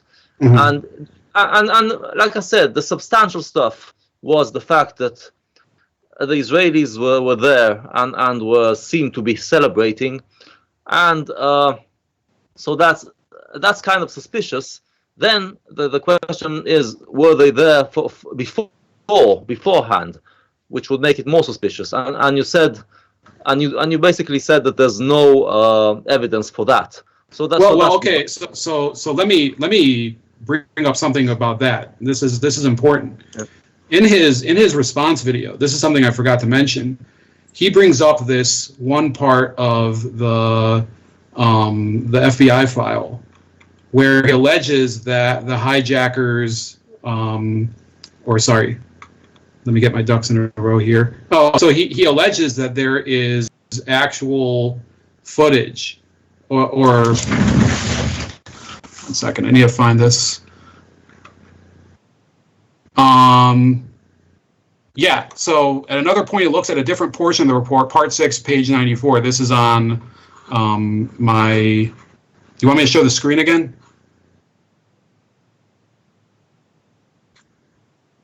All right. Right. Yeah, so that one, so if you go to the middle of the screen, it says, "Are you coming or going?" So he concludes that because the van had left the warehouse at 8:55, it could reach the Doric by 9 a.m. He is behaving as if this is the FBI's version of the timeline, rather than a restatement of one of the suspect's version of events to the police. So he's deliberately taking out of context the quote, which is what the witness says. It's not what the police or the FBI say. Then he says, and when reading the passage that he's talking about, it doesn't show that the suspect was saying that they arrived at the Doric at 9 a.m. It says they returned to the warehouse by that time. So this was when they returned to Weehawken. So that I would say actually conflicts with his version of it, because what time does the second plane hit the World Trade Center? It hits it at I believe 9:02 a.m. So they decided, we're going to pack up and go back to the warehouse before the second plane goes down there. Well, then they weren't documenting the event. Okay, so if he believes that, then and their timeline of events, either he has to claim that the witness had the times mixed up, or he has to admit that they weren't really documenting the event. Then it says in my post, it said, what Dawson should have been saying is that the suspect either lied or was mistaken, because otherwise his timeline really doesn't make any sense. The text reads that this person and the second person were in the parking lot for approximately 10 minutes between 8:30 and 9 a.m., but returned to Urban Moving Systems before 9. Dawson is misreading the suspect's statement that he returned to work before 9, as instead saying that he left UMS and arrived at the Doric Towers by 9. This only causes more confusion. There was another aspect of that, which I thought I included in here, is that the video, he claims that it was of the suspects and that it was taken at the Doric Towers. If you look at the actual place in the FBI file, it says clearly that it was taken at a gas station around 8:30. So what he was basically saying was that he doesn't know how to read an entire page of this report. The vehicle that the surveillance video that was being analyzed had to do with a gas station that had been subpoenaed, and they gave their surveillance video over, and there was some van footage, and they couldn't read the actual license plate on the van. But it said, so Dawson also, here we go. So this is, you see the section where it says FBI RI, right above the one that I just read. So look at the third bullet point. It says Dawson also muses as to why the film segment in question was focusing on the time between 8:29 a.m. and 8:31 to find a license plate. He wonders whether it was from satellite or surveillance footage. It actually says on the page that it was surveillance footage. And why the focus was on a time 16 minutes before the striking of the North Tower of the World Trade Center. If you would just look at the previous paragraph on that page, you would see that this was for an Exxon gas station. And I link the page right there. There's something he never does. He shows screenshots. He never shows links in his documents, and anything he does, he never shows links to the actual FBI file, which is something that I do every time. So, yeah, this was footage taken at an Exxon gas station between 8:29 and 8:31. If he believes that these were the people, then their alibi is true, and they did stop at a gas station before proceeding to work on 9/11, which would contradict every single different version that Ryan has said. So according to this, he either believes that they left the Doric Tower prior to the second airplane hitting I think it hit the South Tower, okay, which would have been even harder to get into focus from where they were at the Doric Towers, because you could pretty much see the North Tower from New Jersey. You can't necessarily see the South Tower. And the second issue is that he's bringing up surveillance footage that he lies and says was from the Doric Towers. It was really from a gas station. And if they were really at the gas station at the time, then those two witnesses that said that they were there at 8 o'clock or 8:15, that the van was there, they don't say that the guys were there, then they were obviously seeing a different van, because why would they go to the Doric Tower and then decide, oh, we're going to go get some gas and then come back? Yeah. Okay, dude, wow, you did a lot of work here. I mean, how long does it take you to even do the basic research here? I'll tell you the truth. So a lot of the stuff that I found out, I had somebody who's been a follower of Ryan's for a while, follower of his videos at least. He was feeding me like good videos and instances to pick from. And my case originally was very different. It had to do more with the lines of sight and the timeline for how they traveled to the Doric apartment buildings. And then gradually, as I started to both read the FBI file and watch some of Dawson's videos, I started to realize that he's deliberately either lying about what's in the file, or he's just reading from other people who have used this. He's recycling what other people have said, and he does it pretty frequently. And then he never apologizes when he abandons one part of it in order to, basically go from one floating piece of wood in the ocean to another. That's the way that he operates, and I think that it's pretty, like, some people would say, well, you're wasting your time. And I did spend about a week and a half doing this back in September, just collecting a lot of the facts, and it was a pretty grinding situation. Luckily, I had the time during this period, and I put it all together. But there's so many different instances that you could use. But some people would ask why really put the effort into it. I think that this is becoming more and more important simply because of the passage of time. Okay, so we're really nearing the end, and speaking of passage of time, one of the guys here, I don't know if you're following the comments, the chat, Adam asked if we're gonna talk about the Liberty. I guess he's talking about the USS Liberty.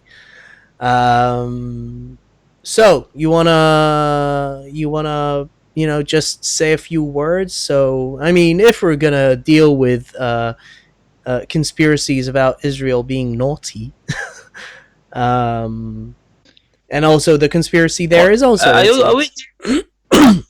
I mean, we went back 20 years. Are we really going to go back now more than 50 years to that story? Well, so what's the question about the USS Liberty? Oh, he didn't ask a question. Just I think most Israelis don't even know what that is and what happened there. All right, so hold on a second. Because only anti-Semites care about it.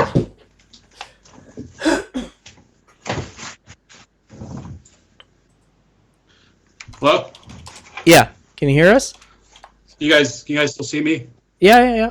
Yeah, we're with you. Wait, I grabbed the wrong book here, but here we go. About to strangle myself.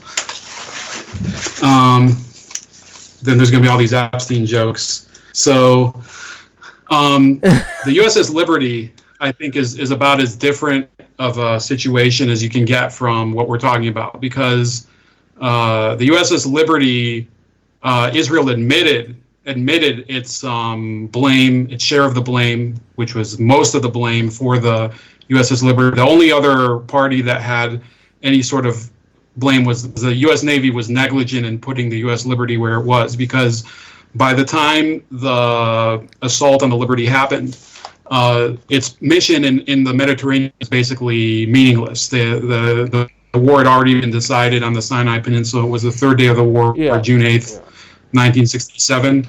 So as far as should the Liberty have even been there at the time, in terms of a mission, its mission was obsolete, and you know, a lot of the survivors of the Liberty are also angry at the U.S. Navy for putting them in danger as a defenseless ship. Yeah, they weren't supposed to be there. It was in a war zone. Yeah, there was zero sense of them being there. Well, so the U.S. Navy used to have these ships that were called ATRs. They were, I think, auxiliary technical research. You know, I could be wrong. And the Liberty was clearly marked. I don't think that there was really plot. I mean, there's excuses for why the attack happened, but there's no doubt that the Israeli Air Force and the Navy attacked the ship on that afternoon. And the explanations they give for it, they don't really fly for me. And I think certainly that, you know, if I was a veteran of the Liberty, I certainly wouldn't accept a lot of the explanations. The reports the Israelis released were basically trying to wash the blame away from their own people. But I mean, the biggest thing is that I mean, the Israelis admitted there was they made errors. Right. But the big thing is that there was a big U.S. flag. That's the big story on the ship, which the Israeli pilots claimed that they didn't see, and that's the big that's the thing. Point of contention. Was there a flag? Yeah, right. That's the point of contention. So I was going to do some material a couple months ago on the USS Liberty, and in order to do it, I read 3 books, and there's other books out there I haven't read, which, depending on how much research you want to do. This is by James Ennis, Assault on the Liberty, where he was a survivor of the attack, but the problem with this, which is something that is brought up by the next book that I also read by A.J. Crystal, he's called an Israeli apologist, but James Ennis, like a lot of the other witnesses, was below decks during the attack because he was wounded. So a lot of the information that he's sharing is collected from other people. So people like to say, well, you're disputing the testimony of witnesses there. Look, James Ennis gets it secondhand from other survivors of the attack, just like everyone else. So he compiled a lot of the witness testimony, which is good. A lot of that testimony didn't make it into the official Navy, what do they call it, the court at sea, court of inquiry. So a lot of that testimony was compiled by him. And yes, it's important for people to get their version out there. Now, is every version going to really reveal anything that changes the story? What does he contend that the court of inquiry claimed? He contends that there were more strafing runs by the Air Force, and he also claims that the U.S. Navy was, the Israeli Navy, that they had plenty of evidence before them when they pulled up on the ship that it wasn't the ship that had previously been identified, which was an Egyptian troop transport. So yeah, I think that there's important gaps in the Israeli story that are revealed by James Ennis, but if you read through these 3 books, so there's the Ennis book, there's this one by A.J. Crystal, which gives some of the explanations of some of the more wild theories, such as that Moshe Dayan personally ordered the attack, which is not really possible given where Dayan was that day. So I think people should read up on it, but you're not going to find anything that has changed over the past, 52 years, 53 years almost. The last book I read is the best one if you're just looking to read one. This was published, I think, in 2011 by James Scott, who's the son of one of the survivors of the Liberty. So the difference that I think between the 2 cases is that there's no culpability for any crime by the Israeli movers in 9/11. There was no evidence of foreknowledge. There is no evidence of any sort of surveillance that they had There's very, very spotty evidence of connection to the Israeli government, mainly from previous service and the intelligence unit of the intelligence corps of the Israeli military. And I would say that the people who want to lump them together, they're doing a real disservice and trying to. So look, I'm a person, I do believe in a foreign policy where the U.S. doesn't give foreign aid to any country. It doesn't matter what the cause is. We can manage our policies through trade instead of aid. And I've been trying to make the case to audiences, both within the broader American public and among American Jews. And I guess now I'd be trying to make it to you guys who are over there in Israel and, the rest of the world, that this dependence on American aid, even if it's just perceived dependence, does not really, it's not a sustainable policy.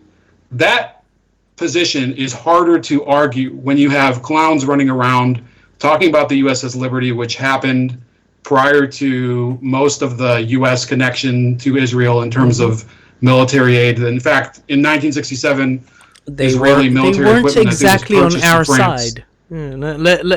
In 67, the U.S. wasn't exactly on Israel's side. People forget. People, for some reason, first of all, people mistake the fact that the U.S. population, for the most part, the populace within the United States, was very pro-Israel, even before Israel was a thing. And obviously this goes back to Protestants and evangelists and the place of Israel and the return of the Jews to the land of Israel as it stands in Christian theology, specifically the Protestant one, and even more so dispensationalists and all those various streams within Christianity. But if you go,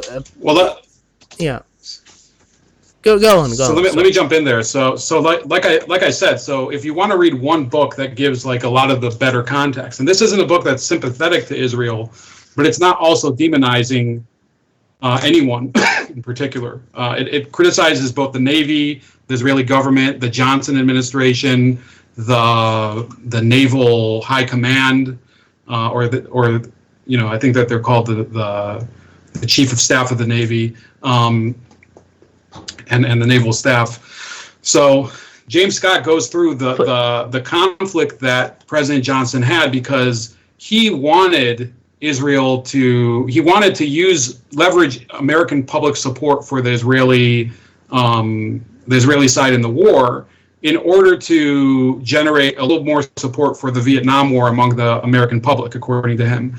And there were debates between him and his staff members about how this could be used in order to improve public opinion about Vietnam. So President Johnson actually took a lot of, I guess, he covered up a lot of it simply because he didn't want this to become a different foreign policy problem for him after the Liberty happened. And it didn't really work. But the fact is the United States supported Israel in 1967 on a they didn't want the Soviet aligned countries like Egypt and Syria to win, and it was a good excuse me, geopolitical victory for them because Israel was more arrayed on the American side. They captured Soviet military equipment in the war. So there were some benefits from Israel winning the war to the U.S., both geopolitically and on an intelligence level. And it was an embarrassment to the Soviet Union because the Egyptian army was outfitted with some of the latest air and air missile and land equipment that the Soviets had to offer, and it didn't really help them. So, but the Liberty incident would have complicated all of that, and that's why I believe that there was a cover-up for 10 years. But the fact is, so these are a couple main points. Israel did admit that they were responsible the day of the attack. People quibble over the fact that it was 2 hours late, but it was the day of the attack. They also agreed to pay restitution, and they paid restitution. within a year. Some would say they should have paid more restitution, but that's a different question. Okay, if you're saying that the issue is money, then say it's about money. Yeah, These that's people don't make it an something issue of money. No, the question is, was there a conspiracy? Did Israel attack specifically a United States asset on purpose in order to drag it into war? The point is, first of all, there's no need at this point to drag anyone into anything. And whenever the United States intervened in any of the conflicts up till then, and in fact, since then too, the United States is always the one pushing the brakes on things, especially on Israel doing stuff. So the last thing Israel would want, especially the stuff that was going on, and there's a very good book about the 6-Day War, and it's actually not about the 6-Day War, but there's a book called The Accidental Empire, and just the beginning of it is about the 6-Day War. And when you read the dynamics of what's going on within Israel in the war during that time, the last thing those people wanted was the United States to intervene in an actual military sense, because they had to make ground. Yeah. But never mind, that's a different story. I think. Yeah. Sorry. Yeah. Chef, based on what you read, why do you think the attack happened? This is the thing that's kind of puzzling. If there was a big U.S. flag on the ship, why would the Israelis attack? Why would they attack it? Now there's a lot of different, strands to the theories. Some of them do make a little bit of sense. There is a theory that Israel had warned the U.S. not to bring any ships into their into the vicinity of their waters. It wasn't in Israeli waters, but it was it was pretty close to the coast of Egypt, and the Americans the Americans ignored it, and therefore there is a theory that the Air Force and Navy in Israel decided to make an example of it in order to say, well, we warned you and you didn't listen. Another theory, which is not plausible, is that they were trying to now remember, on the 8th, a lot of the Israeli forces were moving across Israel back towards the northern border with Syria in order to take the Golan Heights. The theory is that they were trying to cover up the Golan invasion, but the fact is that Israel had already informed the Americans, and I think they even released to the press a couple announcements that they were going to transfer the focus to the Golan to the northern front. So, but that's dumb. That's dumb anyway. I mean, what does a ship in the Mediterranean have to do with the Golan? So yeah, the theory is because a lot of the people who are USS Liberty boosters, that's what I would call them, they actually deny that it was a spy ship. The serious people who are into this topic all acknowledge that it was a spy ship.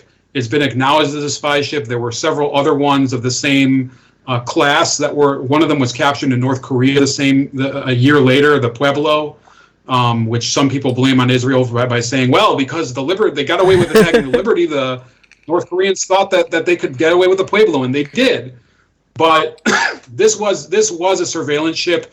What they had was this equipment that it was UHF radio detection equipment. So if they had line of sight with whatever action was going on, so they could see into what was happening in El Arish, they could listen to any communications over there. So the logic was that perhaps the Israelis didn't know the full surveillance capabilities of the ship. So if they were to, straddle the coast and go along the Israeli coast up towards the north, or even, listen to along the coast where, the highways where troops were being transferred northward, they could possibly pick up on Israeli radio communications about troop movements. So, and then there's an even more, weird theory that they were afraid that the Liberty would be able to detect communications about a massacre of Egyptian POWs, which there's never been any evidence that showed it. I don't think the Egyptian government ever claimed that their soldiers were butchered in a massacre. So a lot of this there was some cases where POWs were just shot to death because the Israelis didn't know what to do with them. But this came out only years later. It came out many years later, and this is when this story I think came out. This is when the the Liberty boosters adopted that into the narrative, because the story about the POWs being shot, this came out like. When the archives opened, I think it was 25 years later or something like that. In Israel, it's usually 30, but it might have been open. Yeah. Well, it's an interesting case. When I listened to it first, when I was in the army, we were still in Lebanon, and anyone who remembers that time, anyone who knows anything about ongoing combat, the amount of times that you shoot at the wrong people, whether they're your own or civilians or whatever, it happens all the fucking time. The fog of war is indeed quite thick. You don't know if someone says, "Listen, this ship is a hostile. Go after it. Go get it." If it has a flag, it doesn't have a flag, you don't give a fuck. Like, do you know what flag it is? Is there... maybe today they have positive electronic markers, and you can say for sure, by this e-signature, this is the ship that it says it is. But even that, not really. So...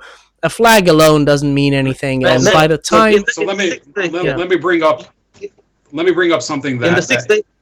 Yeah. Yeah, you can go ahead, Zara, if you want. No, I'm just saying. In the 6 Days War, a lot of Israelis were killed by friendly fire, and at the same time in Vietnam, a lot of Americans were killed by friendly fire.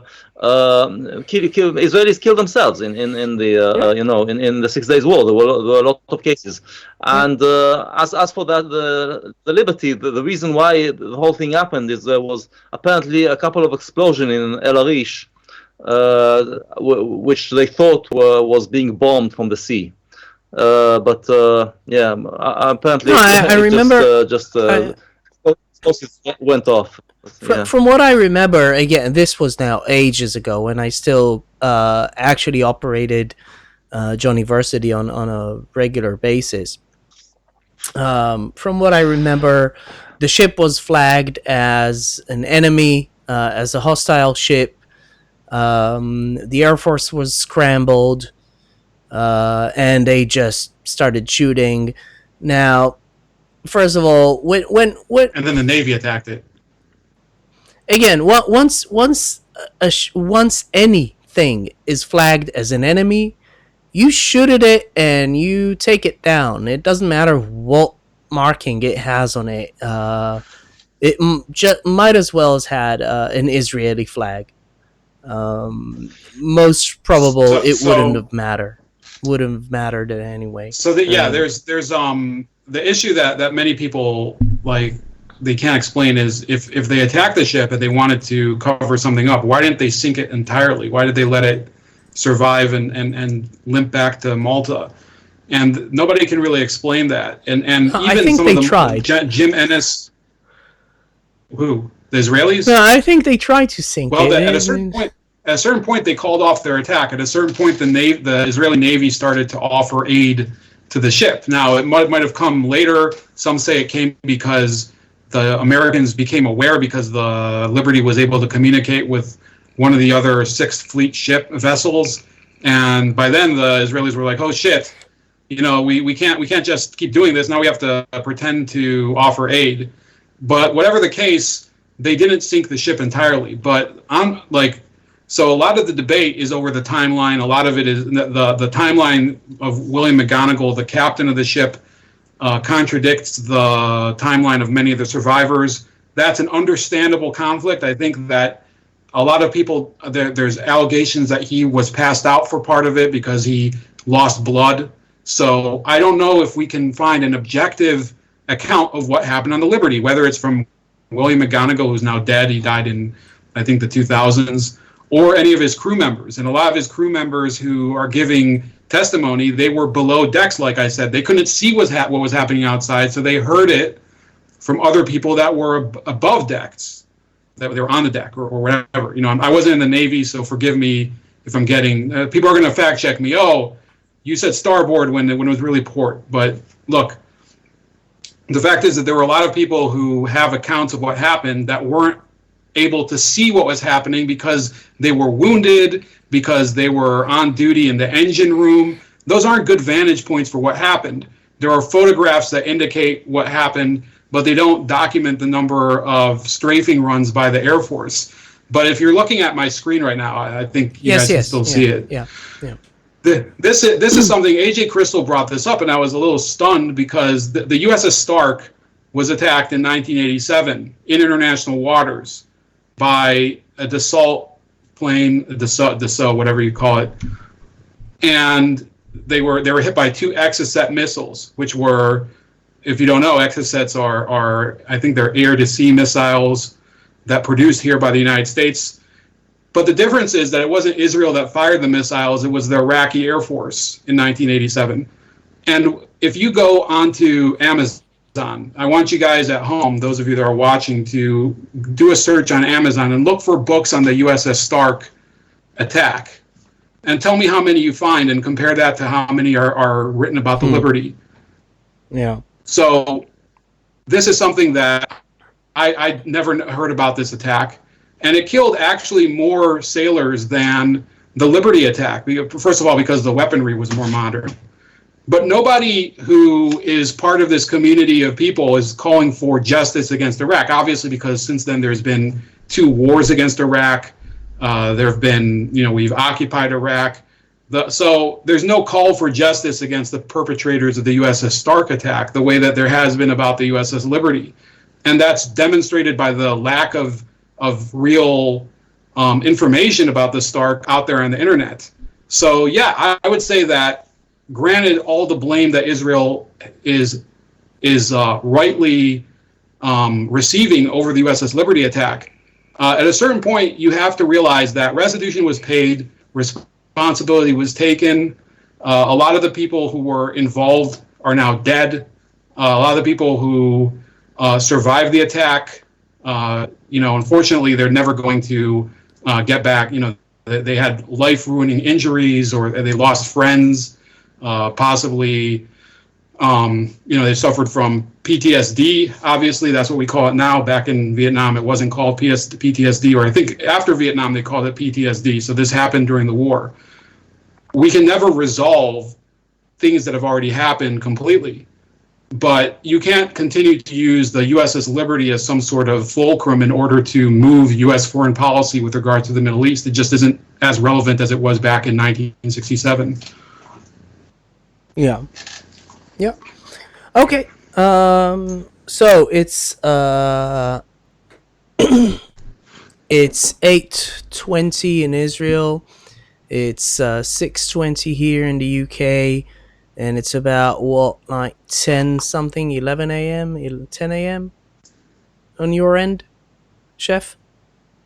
No, it's 1. It's a quarter after 1 here. Oh right, you're mid. You're not West Coast, are you? Okay, West Coast is 7 hours behind me. I never remember the hours. It's probably, yeah, they're 3 hours behind me. So it would be 10:15 over there. 10:20 almost. Way too many time zones. You should do the China thing. Just fuck it, one time zone, the whole damn thing, and fuck it. Or was it Russia who did it? A lot of people here think that we should break up the U.S. and create ethno-states. So, I wonder which. I'll probably end up being in the Slovenian ethno-state over here, because we have a lot of Slovenians where I live. I don't know. You might end up in the 51st state, also known as Israel. And there is a running joke in Israel that we are actually the United States' biggest carrier. So, yeah, aircraft carrier. Yeah, it's been. Yeah. You know, yeah. Oh, never mind. I don't want to go there. It doesn't matter. With regards to aid, by the way, you're wrong. If military aid, yes, it's a very good idea. All the rest is bullshit. But military aid, so the United States has a very good grip on world powers, and it has various vectors. You can't concentrate all your power simply on your financial might, right? So first of all, you have the reserve currency of the world. That's the main handle on the entire world. You also own the trade currency for the most part, for most world. And by hooking countries up on military aid, well, people, first of all, it's basically a way to pump up your own economy in a way, right? It's basically, well, it's BS economics, but still, it is. And it's a very, very good way to get nations to do what you want them to do. So if Americans want the United States to stay a world power, don't mess around with military aid to Israel, to Egypt, to whoever. Doesn't matter. When it comes to other types, I think what you're talking about is, I think you're talking about like a larger issue. We could probably debate it at length. I've debated it with a couple friends of mine, but it does feed into what we're talking about with the dancing Israelis, and that topic. The same people who bring up the dancing Israelis, the same people who bring up the Uss Liberty, they tried to use those as essentially, magic movers, if you pardon the pun, in order to move the goalposts on the Israeli aid issue. Whereas it's those, if you were to argue honestly, I don't think that those are. Those actually discredit the point of view that I'm trying to bring about, which is that we can't have a relationship, not just with Israel. I mean, we have the same type of relationship with Turkey. We have the same type of relationship with Pakistan, or we did. We've had it with and it's not just the aid; it's also stationing troops in Italy. Americans, you asked, do they want to remain a world power? A lot of Americans, if you were to travel here, and by all means come visit the States, come visit. It's okay. I've been there enough. Right. So, but if you talk to the average person, they could care less if we have, a handle on. I understand, but it's I understand. We don't believe in. I understand, but they just don't understand the reason why they are the wealthiest nation in the world is exactly that status.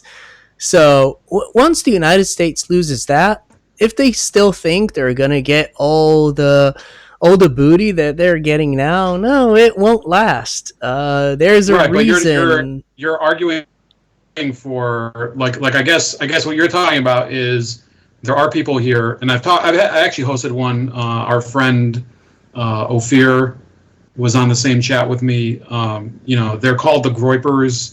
And they're part of a subset of this America First movement, and they do believe in more of an isolationist policy than myself. So they believe in a much stronger trade restriction, much stronger labor restrictions, things like that. So they're part of, I guess, what you would call the populist right.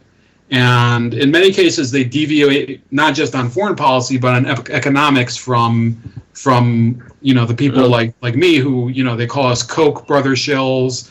They call us all sorts of things. I've never taken a dime from anyone, but they want to call any. What's that? I think that the foreign aid thing, it's done out of U.S. interests. It's not so much that you. I mean, this is what the U.S. government believes that advances U.S. interests. Nobody's disputing that, but we are talking about people don't believe anymore that the U.S. government represents U.S. interests. Yeah. So you're talking about a much deeper topic. It goes all the way. I'm familiar with the discussion. I'm familiar with the Groypers. And look, if you decide to just drop foreign aid for everyone, Israel will not be harmed in really seriously, because you put a lot more money into our neighbors. You give a lot more aid to our neighbors than you do to us. I mean, the reason why Israel gets so much aid is that you made, after Camp David, you made a deal with Egypt to build the army, and because of that, you didn't want that to put Israel in danger. The idea was that you give more money to Israel to maintain its strategic. No, but again, it's yes. it's basically okay. So if someone doesn't know, then So I think at this point all the aid. I'll just make the last point and then we can end.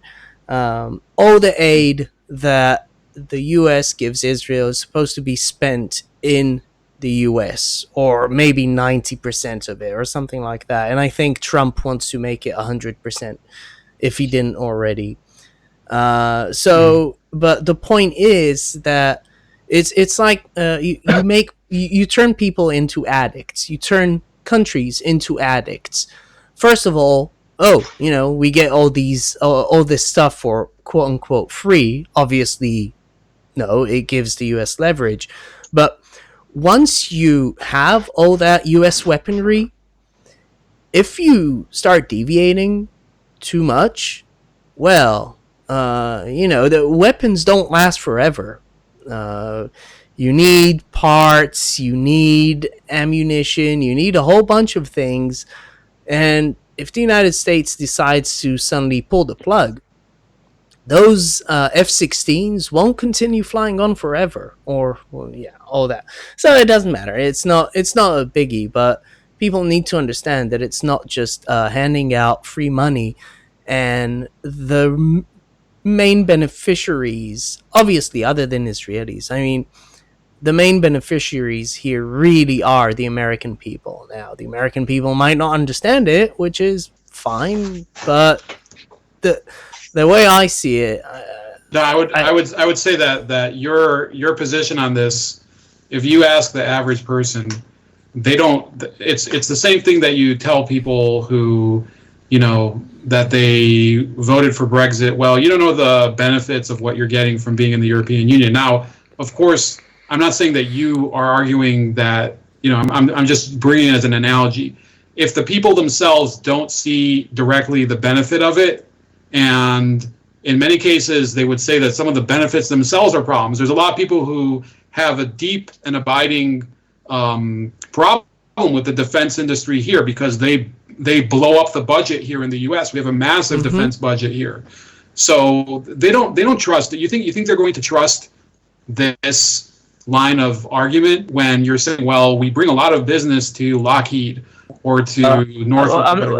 They would say that that is actually that they don't. Let me finish this, but because you're talking about a completely different stream of thought. This is a growing portion of the American electorate.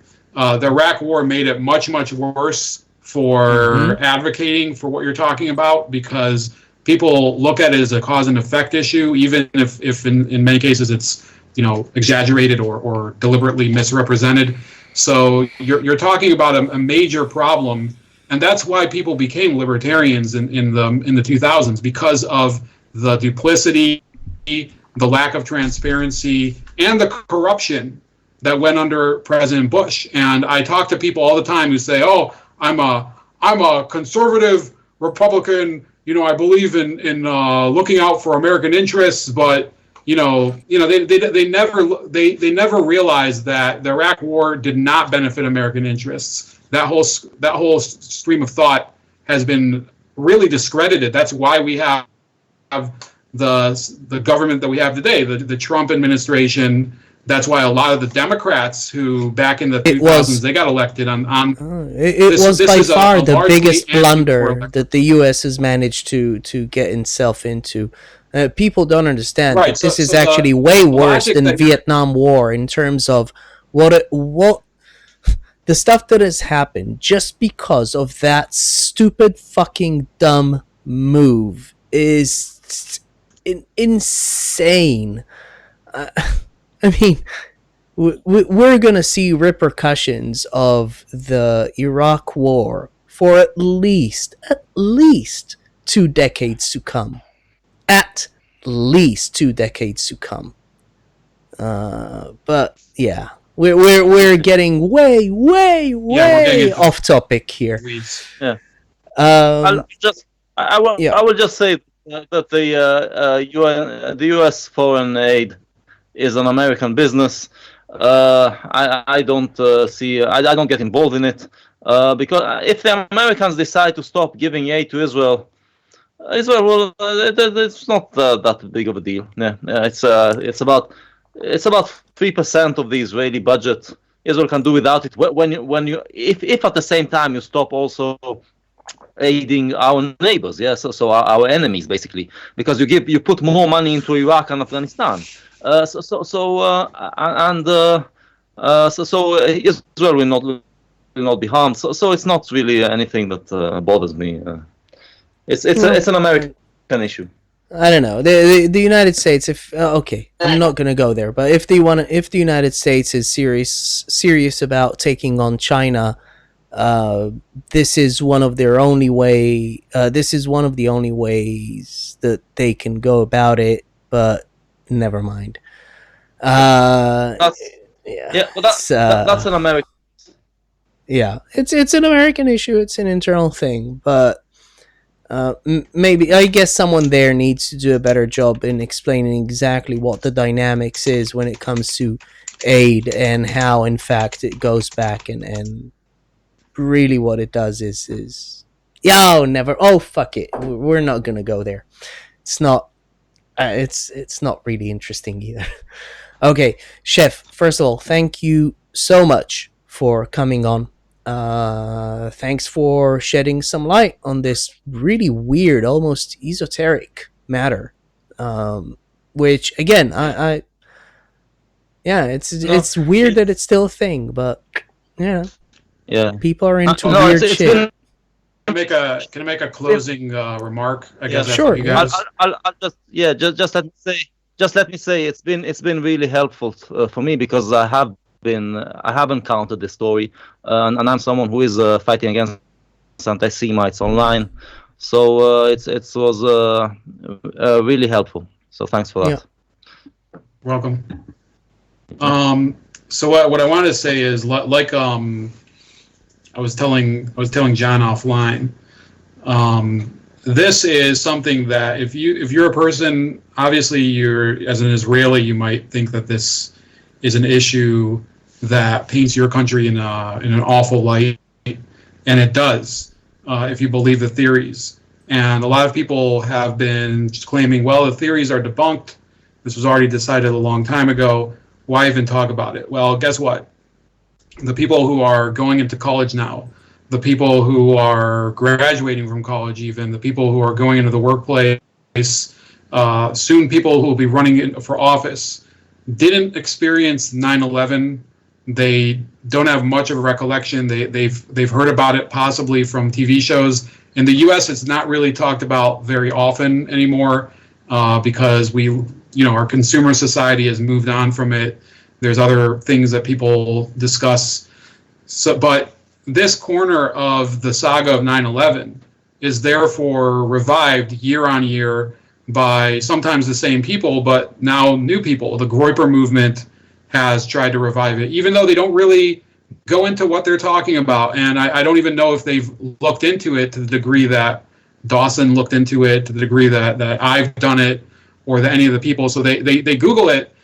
They put this whole thing, Google dancing Israelis or whatever. So what are you learning from it? They're basically learning these ideas that are based on faulty views of the evidence. So this whole idea of false accusations in the United States, false accusations of rape, false accusations of sexual harassment, they have been a huge issue in the United States over the past few years. The Me Too movement, there have been the Russian collusion allegations. So this entire past decade, people have been fighting with news agencies who accuse people falsely of things that they didn't do. And now the media says to them, well, this dancing Israelis theory is debunked. You don't have to look at it. Well, why would they trust them if these are the people who alleged that there was a massive gang rape at the University of Virginia in 2014 that was later proven to be a complete hoax? Why would they believe the same media that claimed that Judge Kavanaugh was involved in, Justice Kavanaugh now, our Chief Justice, one of our justices of the Supreme Court, that they claim that he was a serial rapist with no evidence? They're not going to trust the media to tell them that something is debunked, because they'll look at it and they'll say, these are the same people who lie about Jeffrey Epstein, they lie about Donald Trump, they lie about all sorts of things. And that creates the opening for movements to use the dancing Israelis as some sort of whipping boy for other people. And those people include you. So, the people I'm talking to, John and Zarathustra, you're affected by this. False accusations are something that they've been a very central focus of the material that I've worked on, not just in the context of this, but in the context of some Bernie supporters that I've talked to that were accused of being Russian agents. And it's a very, very deeply resonant topic here in the U.S. And I hope to use that type of logic instead of talking about anti-Semitism, which obviously I'm not disputing that, I showed you the quote from Dawson. I'm not disputing that there's anti-Semitism as a motive, but motive doesn't matter to people. If you can show that people are being dishonest and that they're misleading people, that is a much more universal point to be made. And that's really what I base a lot of my work on. This is indeed what this is indeed what we are doing on YouTube, trying to be an alternative to the media and be honest about things. The problem is when I talk about anti-Semitism on YouTube, I make videos on anti-Semitism, they get taken down by YouTube. Mm-hmm. When you're being honest about anti-Semitism, the videos are being taken down by YouTube. And that's another problem that we need to overcome somehow. Well, there's no way because look, my biggest problem is the U.S. government is fighting anti-Semitism, but it's not educating the public on why this is anti-Semitism. They're trying to take BDS, outlaw BDS, but they are not explaining why BDS is anti-Semitic, and so what the people are seeing is censorship, and this is how again this is the establishment just thinks that it doesn't have to inform the people, it knows better, but in the age of the internet, that's not going to cut it anymore. So you have to go in, you have to jump in and have the fight of ideas. It was good to see that you're doing what you're doing. Yeah.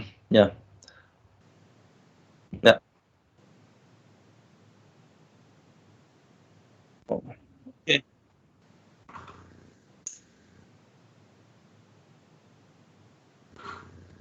All right. Hasta la vista. Bye, buddy. Bye.